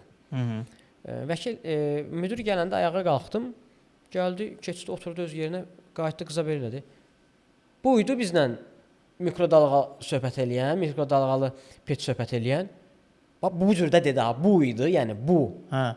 Dedi ki, bəli. Və tələsini götürmür, heç nə də verən deyir ona. Bunu deyəndə başıma qaynar suyu tökmədilər. Götürdüm bu müqaviləni, cırdım. Aha. Dedim, istəmirəm. Pulumu qaytarasınız. Ondan sonra təzədən getdim hakimin yanına, məhkəməyə. Deyirəm ki, bu cür hadisə baş verdi. Yəni razılaşdıq, siz səy göstərdiniz ki, biz razılaşaq. Düzdür? Bu hal baş verdi. Özünüzü qoyun mənim yerimə. Mən nə edim? Dedi ki, axıra qədər gedin. 12 dənə məhkəmə oldu. 12-ci məhkəmədə gətirib mikrodalğanı sobanı qoydular məhkəməyə. Aha. Dedilər ki, bəs möhtərəm hakim, vətəndaşın iddiası əsassızdır. Aha. Bu da sual verir, niyə? Deyir, mikrodalğalı soba kitabçasına uyğun qızdırır və s. və ilaxır. Dedi ki, gəlin yoxlayaq. Təsəvvür edin. Normal hadisə oldu. Spektakl olub. Məhkəməyə dedik, gətirin, stəkan gətiriblər su ilə, traynik gətiriblər, qoşublar, 30 saniyə qızdırdı. Hüseyin bəy, razısınız? Deyirəm, bəli, razıyam, möhtərəm hakim. Qızdırdı, bir etirazınız yoxdur. Deyirəm, var. Deyir, nədir etirazınız? Deyirəm, 1 il keçib artıq. 1 il ərzində niyə birinci məhkəmədə gəlib bunu təqdim eləmirdilər ki, biz bunu düzəltmişik də. 1 ildən sonra deyirlər ki, vətəndaşın iddiası əsassızdır. Deyirəm, siz də burada nə baş verir də? Aha. Deyir, fikriniz nədir? Deyirəm, ekspertizaya getsin. O общем, ekspertiza deyəndə onların vəkili deyir ki, bir dənə sual verdi. Ekspertizaya yönləndirilsin. Bu mikrodalğalı soba kitabçasına uyğun, təlimata uyğun qızdırırmı? Bir dənə sual. Deyir, Hüseyin bəy, siz nə suallar verirsiniz? Deyirəm, mənim suallarım yazın, köməkçisi yazır. Mikrodalğalı sobada edilən dəyişikliklər bu günə qədər nə olunub? Hansı detal dəyişib? Detal hardan gəlib? Edilən dəyişiklik sırf bunun qızdırılması üçündür, yoxsa yox? 4-5 dənə sual qoydum, vəkil oturdu yerə, heç nə deyə bilmədi onların vəkili. Getdi ekspertizaya. Ekspertizadan 2 dəfə cavab gəldi. Cavab bilirsən nə idi? Vətəndaşın qoyduğu sualların qarşısında biz acizik, cavab verə bilmirik. 2 dəfə cavab gələndən sonra hakim artıq o çəkic deyirlər də, sonrasına vurdu ki, söhbət burada bitsin, pulunu qaytardılar pulu. Düzdür, 12 dəfə məhkəmə oldu. Prosta 239 manat böyük pul deyil idi. Amma burada bir məsələ var. İndi bax bu maraqlı açan danışdı. Bəzən səbirli olub sona qədər getsəniz, inanın bu bəzi məsələlər var. Sözlər əziyyət çəkir. Qalib gəlsəniz və qarşı tərəf görsə ki, belə prinsipial insanlar var, bunun arxasında bu qədər gedirlər, bunu edirlər. İnanın bu bəzi sıxıntılar yaşayırsınız da, indi bilirsiniz nə deyirəm. O hadisələr təkrarlanmayacaq. Çox vaxt artıq onlar da istəsən bir tədbirli olacaqlar ki, əgər onsuz da bütün idarələrdə məsələn işi mənfi şəkildə görən şəxslər var da, onlar artıq özlərini yığışacaqlar ki, yəni bunu etmək olmaz da, bunu etsəndə belə adamlara rast gəlirik. Adam da bax belə məsələləri həll eləyir. Yazılmış protokoldan şikayət verdikdə faiz hesablanması ola bilərmi? Qanun deyir ki, xeyr, olmamalıdır. Qanunla olmamalıdır. Suallarınızı oxuyuruq dostlar. Sonra, salam qardaş, texniki baxışa gedirəm. Mənə 150 manat istəyirlər. Nə dərəcədə doğrudur? Minik maşının ili 2013-dür. Yox, 150 manat düzdür də qardaş. 2013-cü ilə görə 150 manat, 2023-cü ilə 250 manat, 2033-ə görə 350 manat. Tam qanunidir. Yəni mən burada bir şey deyə bilmərəm. Yəni 150 manat bizə nə məsələdir? 150-ni böl 5-ə eləyəcək 30. 30 manatdır. 30 manat. Yəqin 5 nəfər var mı? Yox, qanunsuzdur qardaş. Avtomobilin texniki baxışa görə dövlət rüsumu 30 manatdır. Bir də utilizasiya haqqı var. Utilizasiyada deməli avtomobilin istehsal ilinə görədir. 10 ilə qədər 10 manat, 20 ilə qədər 20 manat, 30 ilə qədər 30 manat, 40 ilə qədər 40 manatdır. Axı deyir ki, Yox, 30 ildən yuxarı 40 manatdır. Hesablayırlar axı 102-yə də məlumat vermişəm, acizdirlər deyir. Nəsə tədbir görmür. Bu texniki başla bağlı. Məncə rəsmi müraciət edin. Rəsmi qaydada müraciət eləsəniz effekt olacaq. BMW Y60 uzaq vuran işıqlara LED qoymuşdum, lupa yoxdur deyir. 342.2.2 150 manat yazdılar, düzgündürmü? Xeyr. LED işıqlara görə 342.2.2-in yazılması düzgün deyil. G-Class 2022 yığdırmaq, arxa krilo dəyişilir, çox kuza təmiz, yeni modelə 1-ə 1 yığdırmaq, yəni belə qrammatik səhvlərdə yol verir. 2011-i G-Class-ını 2022-yə yığmaq istəyirəm. 11-i 2022-yə marka model dəyişmir. Sadəcə zapşaslar dəyişir. Zapşas dedikdə, yəni buferdir, krilodur, kapotdur, fara dəyişirsə, burada bir problem yoxdur. Çünki bunun qeydiyyat üçün əsas deyil də, bu marka model eyni qalır. Sadəcə vizual biraz görünüş dəyişilir. Yanğın söndürən yoxdursa cəriməsi varmı? Bir dənə sən yanğın söndürən Yox, evet, onun belə pas atdı orada dinləyici mənə.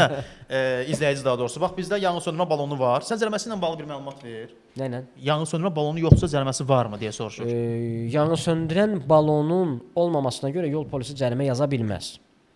Yanğın söndürən balonunu yoxlamaq üçün nəqliyyat vasitəsinə baxış protokolu tərtib olunmalıdır. Yanğın söndürən balonu yoxdursa vətəndaşın özünə ziyandır. Allah eləməmiş, həminsə alışma baş verərsə söndürə bilməyəcək. Ona görə nə etmək lazımdır? Amma texniki başdan keçəndə yanğın söndürmə balonu Mütləq lazımdır. Bu 5 kiloluqdur belə. 2 kiloluq olmalıdır. Bu 5-ə oxşur. Nanofar yanğın söndürmə balonları bor tərkibli. Bax, rahat ala bilərsiniz, sertifikatlı məhsuldur. Son texnologiyadan hazırlanmış məhsuldur, onu bildirim sizə. Yəni o köhnə görürsünüz kənarda, onlardan deyil yəni. Bu yeni bir məhsuldur. 2026-nın Tərkibi bor tərkiblidir, yəni fərqli tərkibdir bu. Bu, yəni bütün yanğınları söndürür, düzdür? Bunun elə bir ki, gördüyü işi 6 dənə o köhnə balon var ha, o sistem. Bir dənəsi 6-sının işini görür. Təxminən 5-in 6-sı. Götürdüm onda mən bunu. Bu yaxşı, aptekaya görə cərimə var, yoxsa yox? 10 manat cəriməsi var. Aptekaya görə 10 manat cərimə. Sonra yanğın söndürmə balonuna görə cərimə yoxdur. Başqa nəyə görə cərimə var? Belə aptekada cərimə üç bucağa görə. Yoxdur. Cəriməsi yoxdur. Sonra digər mesajımız səsli mesajdır. Salam, axşamı xeyir. Bu Hər 30 vaxtınız gedən maşınların motorunu necə satmaq olar? Yəni istifadə eləmək olur, zəhmət olmasa. Başa düşmədim. Salam, axşamı xeyir. Bu 30 gedən maşınların Utilizasiya. Utilizasiya gedən motorlarını heç nə. istifadə eləmək olur, zəhmət olmasa. Utilizasiyaya gedir. Maşın mərki satmaq istəyir. Hədə yəni artıq belə deyək də bir növ şey verir maşına. Yəni, satır maşını. Yəni çıxdaş eləyir adından. Yəni Çex pasport əsasında sata bilər. Çex pasportda mühərriki nömrəsi varsa, Çex pasport əsasında sata bilər. Heç bir problemi yoxdur. Bu zavod faradır, amma restavrasiya olunub işıq cihazları sayı, miqdarı, tipi, işləmə prinsipi dəyişməyib. Bunun cəriməsi varmı deyə. Bax belə bir qaşları görürsən orada. Heç bir problemi yoxdur.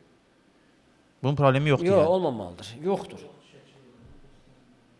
Dumanlı yerinə. Ondan əvvəl də bir dənə şəkil var. Bu nədir belə? Hə, bu Dörd gözlə bağlı. Bəli. Belə deyək, fara, zavodskoy fara belədirsə, yəni zavodskoy dedikdə hansısa bir şirkət bu cür faranı istehsal eləyirsə, bu da maşına taxırsa bu cür qaydada heç bir problemi yoxdur. Bunun da problemi yoxdur, o birisinin də deyirsə problemi yoxdur. Yoxdur. Bilka yoxdursa texniki başdan keçməyə bilər maşın, xeyr. Bilkanın buna heç bir aidiyyəti yoxdur.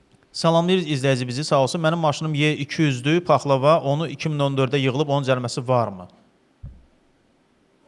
2014-də yığılıb, onun cəriməsi varmı deyə. Paxlava deyil bunlar. Şəkil atmayıb heç bizə. Bir dənə şəkil atsın da. Salam, hər vaxtınız xeyir, hər vaxtınız xeyir. Bir sual vermək istəyirəm. Çanqan A05 2025 model.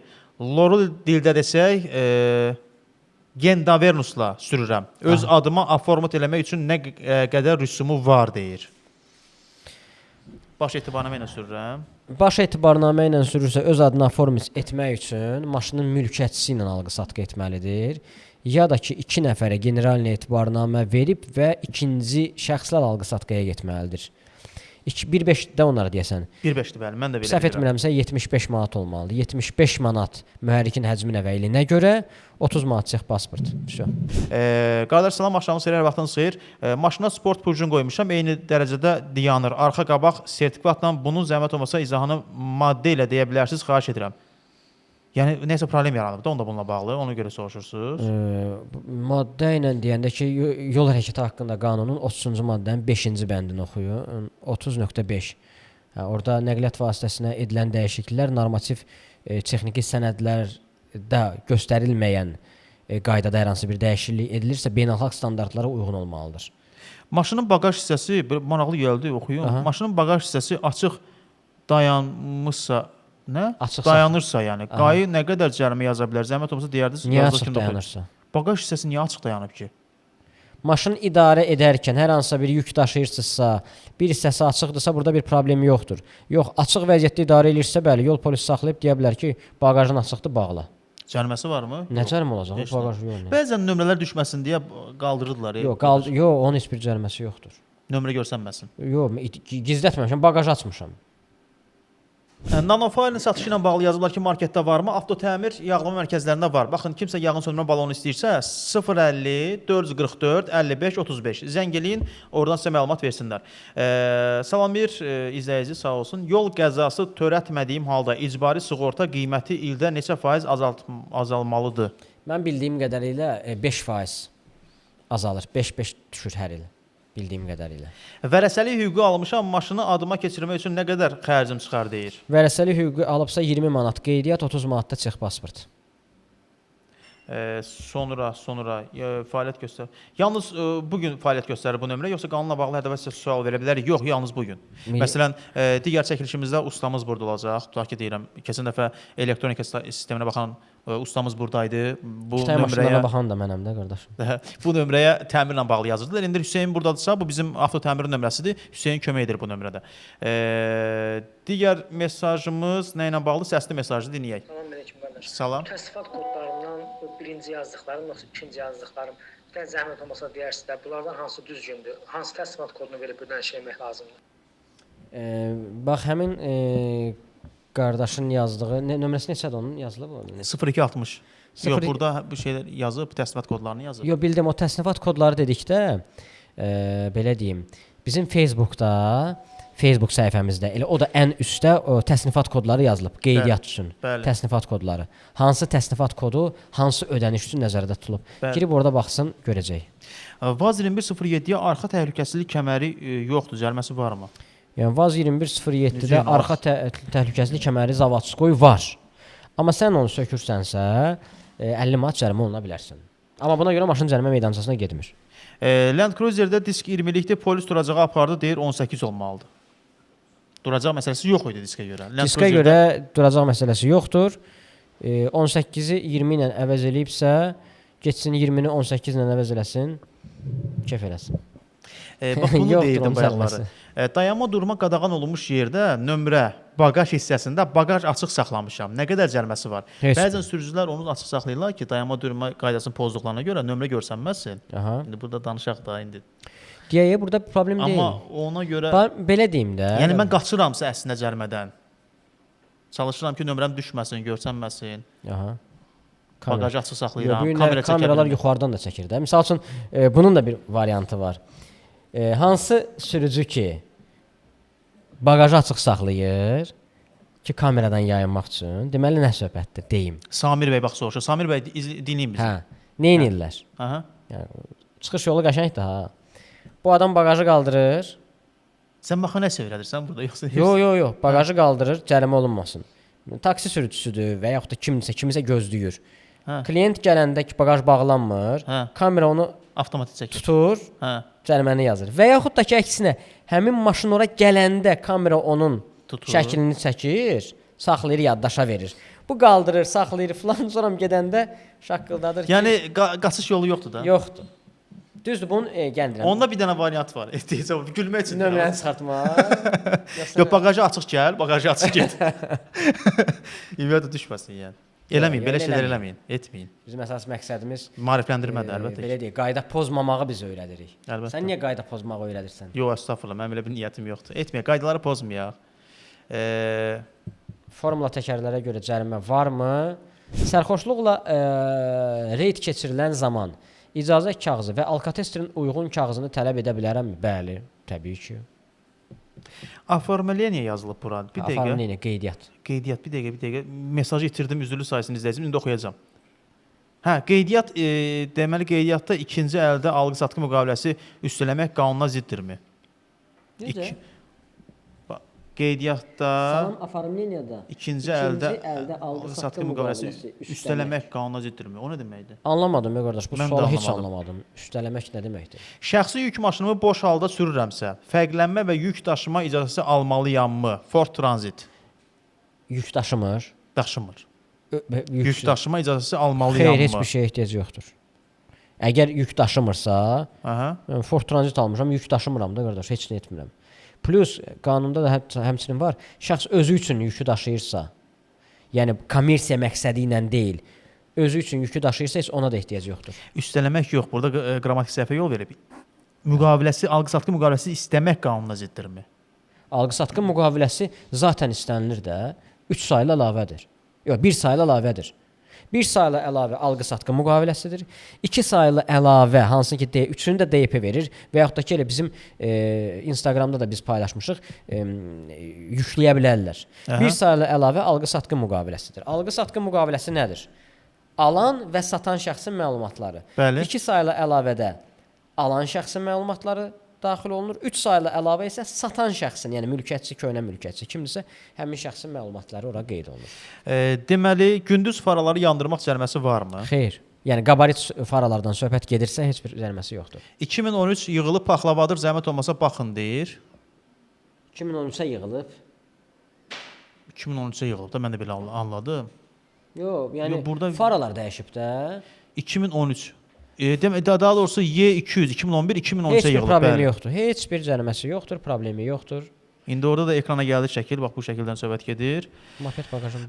Daha sonra çox xahiş edirəm baxın, yol polisi saxlayıb cərimə yazmağa ixtiyarı var, xahiş edirəm. Bunu eyni şəkil. Buna görə cəriməsi varmı deyə sor. Bu şəkilə görə xeyr. Cəriməm var 3 aydır. Aha, ödəməmişəm. Ödəməmişəm, bəli. Həbs qoyulub maşına. Və bu gün SMS gəlib ki, materiallar məcburi icraya yönləndiriləcək. Aha. Bilmək istəyirəm ki, ödəniş etdikdən sonra heç yerə getməyə ehtiyac olmadan sürücülük vəsiqəsindən istifadə edə bilərəmmi? Təbii ki. Ödəniş Əgər məhkəmə qərar çıxarana qədər ödəniş olunursa, heç yana getmədən maşını idarə edə bilər. Chevrolet Malibu 2019-cu il üstündə gələn deməli uzaq vurma dalin işıqları da, uzaq vuran işıqlar sarıdır. Ona ağ LED lupalı işıq yığdırsam cəriməsi varmı? Hansı maşın idi? Chevrolet Malibu. Chevrolet Malibuya deməli 2019-dur, üstündə gələn dalin işıq sarıdır. Ona ağ LED qoya bilər, niyə qoya bilmir ki? Prosta qoya bilər, heç bir problem yoxdur. Yaxşı olardı ki, Azuma müraciət eləsin. Zöhrəb onun həm də qayda qanun tərəfində bəli, çox gözəl izah eləyir. Özü 2019-un maşınıdır. Bəli. Mənim maşınım 2010 Pradodur. Mən alanın üstündə 20-lik disk təkər var. Aha. Ona hər hansı cərimə düşürmü? Əgər Prado üçün istehsalçı zavod 20-lik disk ölçüləri nəzərdə tutubsa, heç bir problemi yoxdur. Yox, əgər nəzərdə tutulub ki, bu maşın üçün maksimum 18-19-dur, 50 manat cərimə oluna bilər. Avtomobili sadə etibarnamə ilə sürürəm. Öz adıma keçirmək üçün qanuni şəkildə nə etməliyəm? Avtomobilin etibarnamə sürür. Sadə etibarnamə ilə sürürəm, öz adıma keçirmək istəyirəm. Maşının mülkiyyətçisi ilə alqı-satqı etməlidir və yaxud da ki, general etibarnamə kiminsə adını alıb həmin şəxsin alqı-satqı etməlidir. Qırmızıdan keçəndə cəriməsi nə qədərdir? 100 manat 12 bal. O bizə 100 manat 3 bal. Bizə o mesaj gəlmişdi. Tıxacı yoxdur, sıxlığı yoxdur. Gecə saat 2-də yol boşdur. Qırmızıdan keçə bilərəm yoxsa yox? Yox. Səsli mesaj var. Axşamınız xeyir bir daha. Axşamınız xeyir. BMW F30-dur. Maşına 4 ədəd sport rejim var. Yəni buna görə maşını hər dəfə qaydalar saxlayır, yəni duracağa yerləşdirirlər. Yəni sertifikat ola. Yəni bu nə dərəcə düzgün? Yəni oxlar düzgün istiqamətdə faydalanıb. Yəni nə maşının arxası, nə də qabağı, yəni yuxarı, aşağı deyil, eyni istiqamətdədir. Yəni bunun üçün nə edə bilərəm ki, yəni bu hallarla rastlaşmayım bir də. O purjun dedi də, düzdürmü? Mən elə eşitdim. 4 təkərin 4-ünə də sport purjun qoyub. Aha. İdarə eləyir. Bəli. Sertifikatı da var. Sertifikat da var. Hər şey qaydasındadır. Niyə ilişirlər? Məncə əməkdaşların bununla şəxsi qərəzliyi var. Maşınla yox, bununla. Hə, adamla. Yəni heç bir qayda pozuntusu yoxdur. Niyə icbari sığorta məcburidir deyə belə bir mesaj var. Niyə adından da bilinir də icbari məcburi sığorta niyə məcburidir? Çünki icbari sığorta edən sürücü belə deyək, qarşı tərəfə dəymiş ziyanı bir növ sığortalamış olur. Əgər mənim maşınımın sığortası varsa, mən sənin maşınını vururamsa, amma pulum yoxdur onu şey eləməyə, nədir onun adı? Düzəltməyə. Bəli. Sığorta qarşılayır. Bəli. Ona görə məcbur ediblər ki, ən azından bütün maşınlar sığorta tərəfindən şey olsun. Problem aradan qalxsın yəni. Qalxsın, hə. Salam, maşınımda nə yoxdur? Birka yazıb. Hə. Birka yoxdur. Texniki baxışdan keçirmirlər. Xeyr. Birkasız qeyd etməyə də 1000 manat istəyir. Nə? Mero. Mən qanuni formada nə etməliyəm? Söhbət hansı Merodan gedir? Yəni Azərbaycandan gedir yoxsa xaricdən? Nə 1000 manat? Birkanın buna heç bir aidiyyəti yoxdur. Birkanın buna heç bir aidiyyəti yoxdur. Birka sadəcə bir dəmir lövhədir. Ki, yəni avtomobilin mühərrik nömrəsini, nə bilim, VIN kodunu rahat şəkildə oxuya biləsən. Çox maraqlı gəldi. K5 maşınının ili 2021. Texniki baxışın qiyməti. 2021 üstəgəl 500 manat. 2026-da keçəcək 30 manat. 10 manatda utilizasiya 40 manat. Bax, biz bayaq deyirdin 500 manat idi. Zarafat edirəm. Deməli, maşın Niva, sadə, lupalı, dumanlı taxa bilərəmmi? Nivaya? Hə. Hə. Nivadır, sadə, lupalı, dumanlı taxa bilərəmmi deyir. Zöhrəbə yaxınlaşsınlar Niva ilə bağlı. Məncə daha yaxşı olar, onlar tam məlumat versin. Yol polisi yolda saxlayıb sport pucunun sertifikatını tələb edə bilərmi? Qayda pozuntusu etməmisinizsə xeyr. Qayda pozuntusu olmayıbsa yol polisi qayda eləyə bilməz. Salamir Əli bəy, bizi sağ olsun. Avtomobilin mühərrikinin eynisi ilə dəyişirsə, bunun sənədləşməsi neçəyə həyata keçirilir? Necə həyata keçirilir daha doğrusu? Maşının mühərriki Eynisi ilə dəyişirsə, bunun sənədləşməsi necə həyata keçirilir? 30 manat çex pasport, 30 manat nömrə, texniki kod göstəricilərinin dəyişdirilməsi. Mülki etibarnamə ilə avtomobil idarə etmək olarmı? Bayaqlar dedim, əgər sürücülük hüququ olduqda nəqliyyat vasitəsini idarə etmək sözü varsa, idarə edə bilər. Mənim deməli Texasma oturum vaxtı keçib, Biləsuvardan Lənkərana necə gedim? Evakuatorun üstünə qoyub nömrəni çıxardıb. Hə. Nömrəni çıxardıb evakuatorun üstünə apara bilərsiniz. Yəni iki nömrəni də böyük ehtimal çıxartmayacaqlar. Biri üzərində qalacaq. Hansı tərəfdən avtomobil belə də maşının üzərinə, evakuatorun üzərinə çıxırsa, digər tərəfin nömrəsini çıxardıb atırlar salona. Kamera görə biləcəyi yeri çıxardıb atırsınız kənara. Bəli. Kənara yox, yəni avtomobil içərisində saxlayın da. Fərəcov, sizin nömrəyə mesaj yazın, zəhmət olmasa suallarınızı cavablandıraq. Əgər sual yazmısınızsa, nömrənizi qeyd edin, oxuyaq. Hyundai Santa Fe alandan sürətlər qutusunun yağını dəyişməmişəm, qorxuram dəyişəm, problemi çıxar. Siz məsləhət görün, ili 2009 Hyundai Santa Fe və Hüseyin hazırlaşır. Cavab verir, qardaşım. Elə bildim ki. Qardaş, biz bir məsələ var. Bax, yağ markası ilə bağlı Havoline sizə tövsiyə edirik. Havoline markasından avtomobilin yağını dəyişə bilərsiniz. Kim yazmışdı bizə? Adı da görsənmir, amma Hyundai Santa Fe sürücüsü. Bir məsələ var ki, sürətlər qutusunda yağ dəyişməni ümumiyyətlə gecikdirmisinizsə, sürətlər qutusunda problem varsa, artıq sürətlər qutusu ona baxıb, idarə edib bir rəy bildirməlidir. Bax, bununla bağlı sizə usta nömrəsi də göndərə bilərik təbii ki. Bizə WhatsApp-a yazın 050 505 55 25 nömrəsinə. Elə yazın ki, sürətlər qutusunun yağ dəyişməsi ilə bağlı kömək istəyirəm. Biz sizə nömrə göndərək, usta baxsın, rəy bildirsin. Nömrəmi deyəndirəm, baxsın. 050 505 55 25. 050 505 55 25. Kənan bəy də burada sağ olsun, bayaqdan nömrəni yazır. Minnətdaram Kənan bəy. Nömrəni təkrar yazır ki, sualları WhatsApp-a yazın. Çünki suallar tez-tez yazılır. Çox xahiş edirik. Sualları WhatsApp-a yazın. Bax 050 505 55 25. Sualları WhatsApp-a yazın, cavablandıraq. Oxu. 9422. Salamünaleyküm. Maşının Mercedes 190. Eşitmirəm. Yazma çizmeye formatda nə qədər pul lazımdır? Format 190, Mercedes 190. Mühərrikin həcminə və ilinə görə rüsum dəyişir. Girsin səhifəmizdə baxsın o cədvələ. 30 manatda çex pasport olacaq. Basavik bagajdadır, ona görə YPX apara bilər şikayət olmadan. Xeyr. Bağışlanma yolu ilə maşının mülkiyyətinin dəyişdirilməsi mümkündürmü? Atadan oğula. Mümkündürsə rüsum nə qədərdir? Bağışlanma yolu ilə etmək olar. 40 manat 25 qəpik notariusdadır. Plus 50 manatda qayda olacaq. Yəni 20 manat qeydiyyat, 30 manatda çex pasport. Kommersiya məqsədi necə təyin olunur? Mənim maşınımda məsələn 200 kiloqram meyvə tərəvəz var. Kommersiya məqsədi ilə aparıram. Yoxsa hər hansı bir məclisim var, öz istifadəmə aparıram. Necə təyin olunur? Onu bilmirəm də artıq belə deyək necə təyin olunur. Yəni siz onun belə deyək daimi alqı-satqısını edənsinizsə biləcəklər, tanıyacaqlarmı deyim və yaxud da ki özünüz aparırsınız.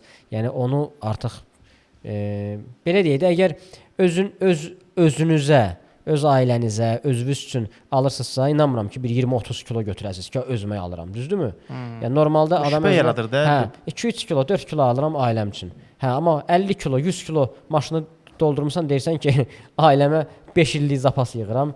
3-cü dünya müharibəsi başlayacaq deyə rahat. Allah zorlasın. Bəs fərqlənmə və yük daşıma sənədim olmadan yük daşısam cəriməsi nə qədərdir və duracağa yerləşdirilməli? Yox, duracağa getmirəm, amma mən bildiyim qədərilə səhv etmirəmsə 50 manat olmalıdır. Səhv etmirəmsə. 0606. Salam qardaş, hər vaxt olsun. Hər vaxt olsun. Mənim qardaşımın maşını ilə günorta içkili olmuşam. İçkinin başa düşdüm, içkili olmuşam. Maşın adıma davranışım olmuyor. Aramın da vaxtı bitib, məlumatım olmuyor. Bu üç qayda pozuntusu bir yerdə mənə həbs düşür, ya nə cərimə düşür. Onu bilmək istəyirəm, zəhmət olmasın. Nədir? Qardaşım maşını sürüb belə anladım ki. Etibarnamənin vaxtı bitir. Bəli, bilməyib onu da. Hə, amma sürücülük vəsiqəsi var. Vəsiqəsi vardı. Hə, hədə etibarnamənin vaxtı Bəli, bitir. Qardaşım maşını sürüb etibarnamə olmadan maşının idarə etmək 40 manatdır. İçkili vəziyyətdə avtomobil idarə etmək 400 manat 5 bal, ya da ki avtomobil idarə etmə hüququ 6 aydan 1 ilə qədər məhdudlaşdırılır. Əgər bir anda bir neçə inzibati xəta törədilirsə, ən yüksək cərimə hansıdırsa o qeyd olunur. Ən yüksək hansı olacaq? 400 manat 5 bal. Vəssalam. Bir də məhdudlaşdırma var da sözlü. Bir də məhdudlaşdırma. Onda artıq məhkəmə qərar verir.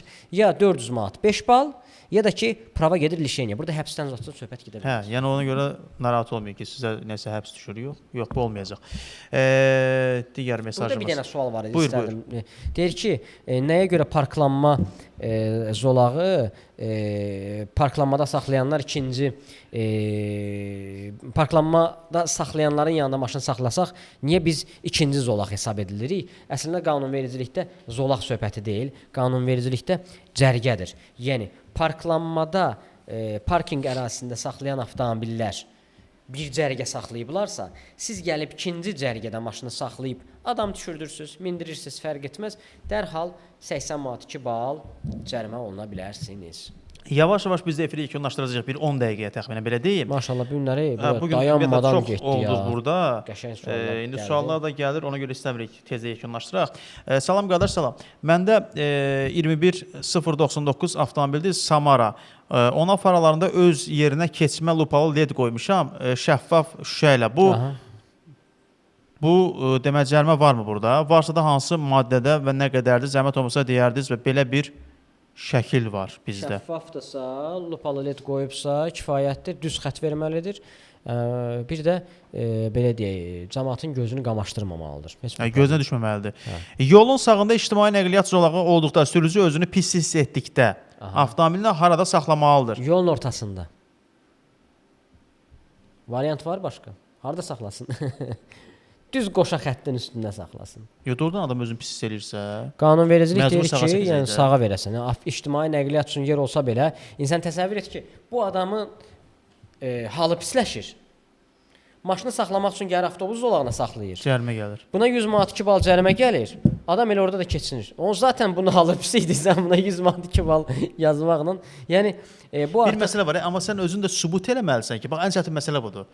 Sübut eləməlisən ki, sənin halın pis idi. Gəlin sübut. Gəlir sənin maşının içində kamera olmalıdır.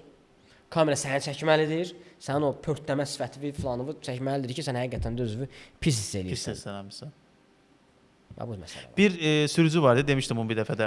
Deyəsən arı sancmışdı. Aha. Avtomobildə nəsə şüşədən daxil olub arı sancıb, özü pis hiss eləyib, çəkib sağa, cərimə gəlib. Buradan da cərimə sonra arı sancdığı yeri göstərir ki, mənə arı sancdı, ona görə getdi. Nəsə belə bir şey xatırlayıram. Olmuşdu belə bir şey. Sonra da cərimə sancıb onu. Arı sancıbsa sür qardaş. 9544 bir dənə nömrəyə cavab verək də. Bax 9544. Hə. Göndərilib mənə 9544, yavaş-yavaş göndərilir. 9544-də baxaq. 0797 Salam aleyküm qardaş. Salam. Mən bayaq sizə maşın atdım. Y200-dür, Paxlavada 2011-dir. 2013-ə, 2014-də belə gedilər, yığılıbdır. Məni neçə dəfələrlə qaylar saxlayır və mənə deyir, kapotunda fərq var, krelində fərq var.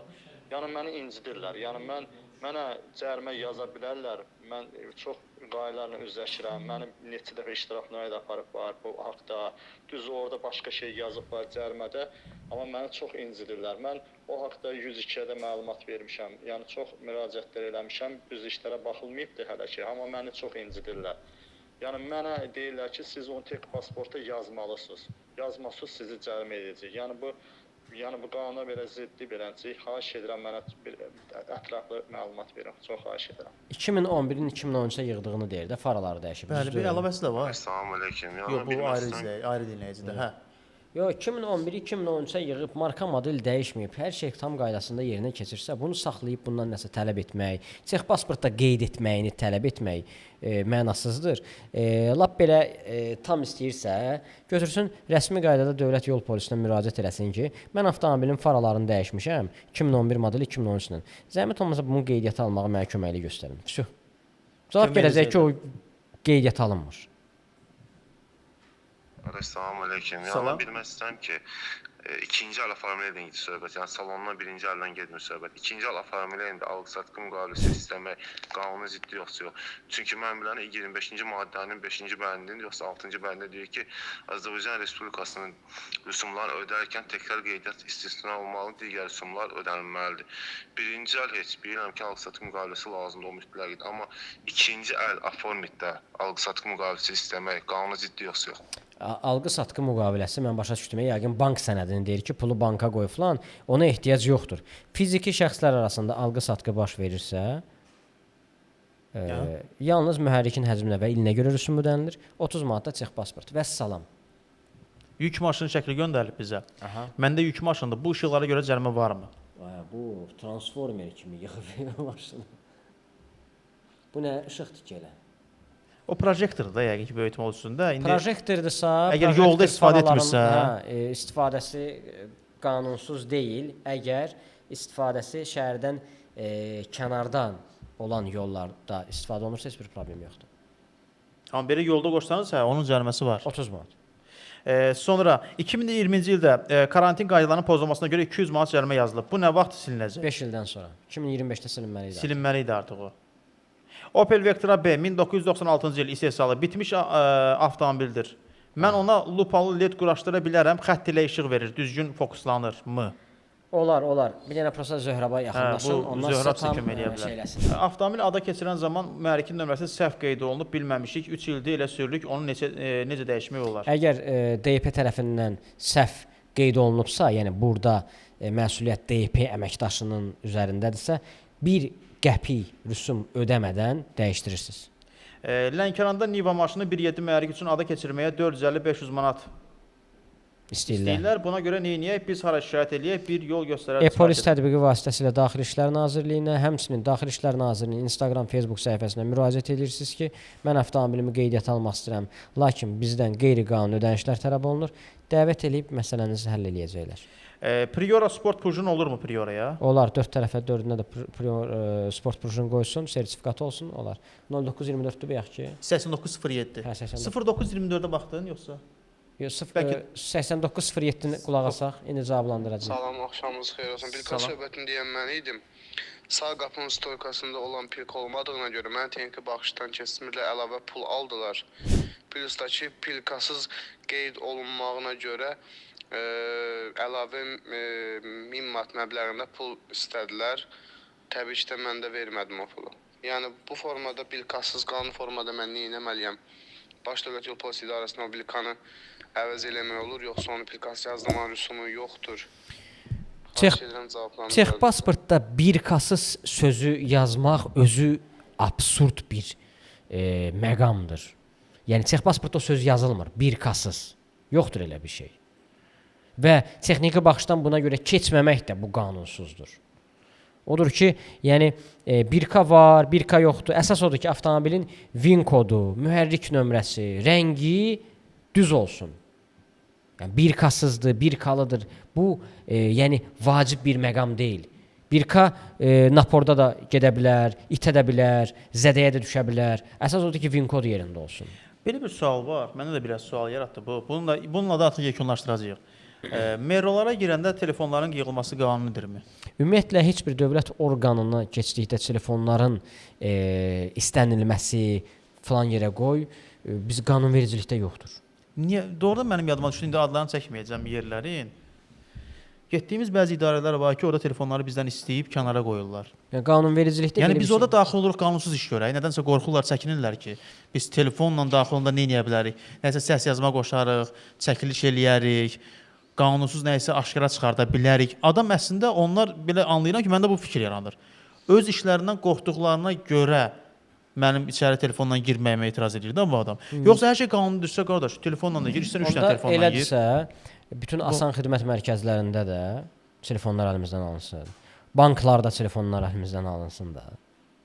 Yəni burada belə deyək, biz hər hansısa bir dövlət orqanına daxil oluruqsa, telefon bu günləri bizim həyatımızın belə deyək də ayrılmaz bir hissəsidir. Kontaktlar orada, zəng orada, mesajlar orada, e-mail orada və s. Biz əgər hər hansı bir orqana müraciət ediriksə, təbii ki, hər hansı bir işlə əlaqədar.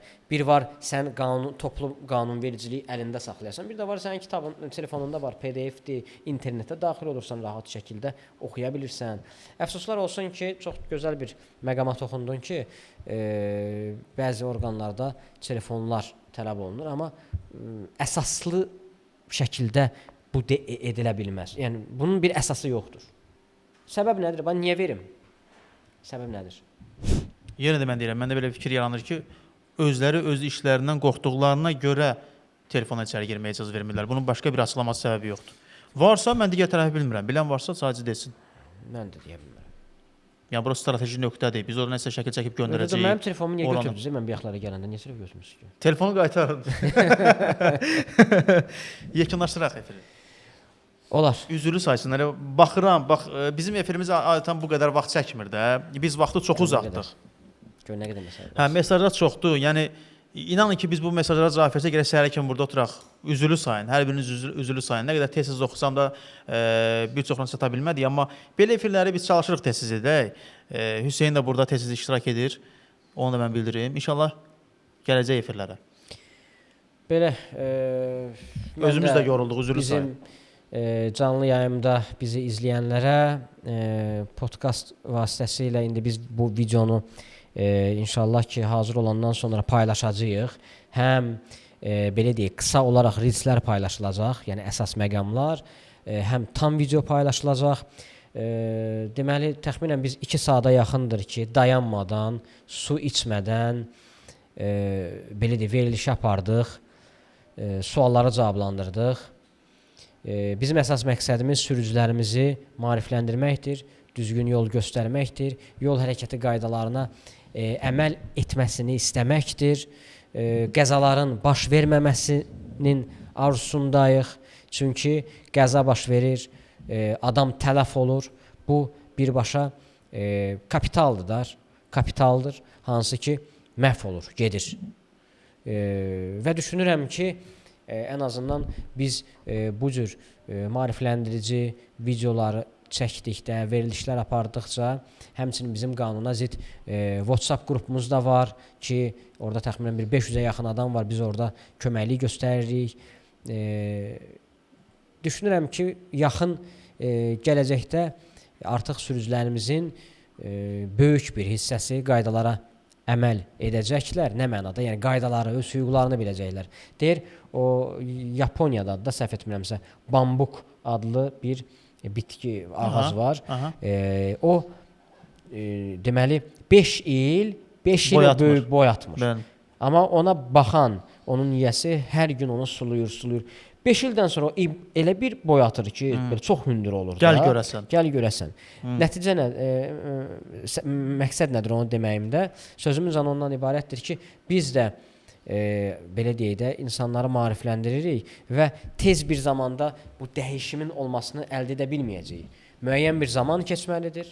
vaxt keçməlidir. Vaxt var idi, insanlar texniki başdan keçə bilmirdilər, qeydiyyat eləyə bilmirdilər, amma indi qayda qanunla eləyə bilirlər, hüquqlarını bilirlər.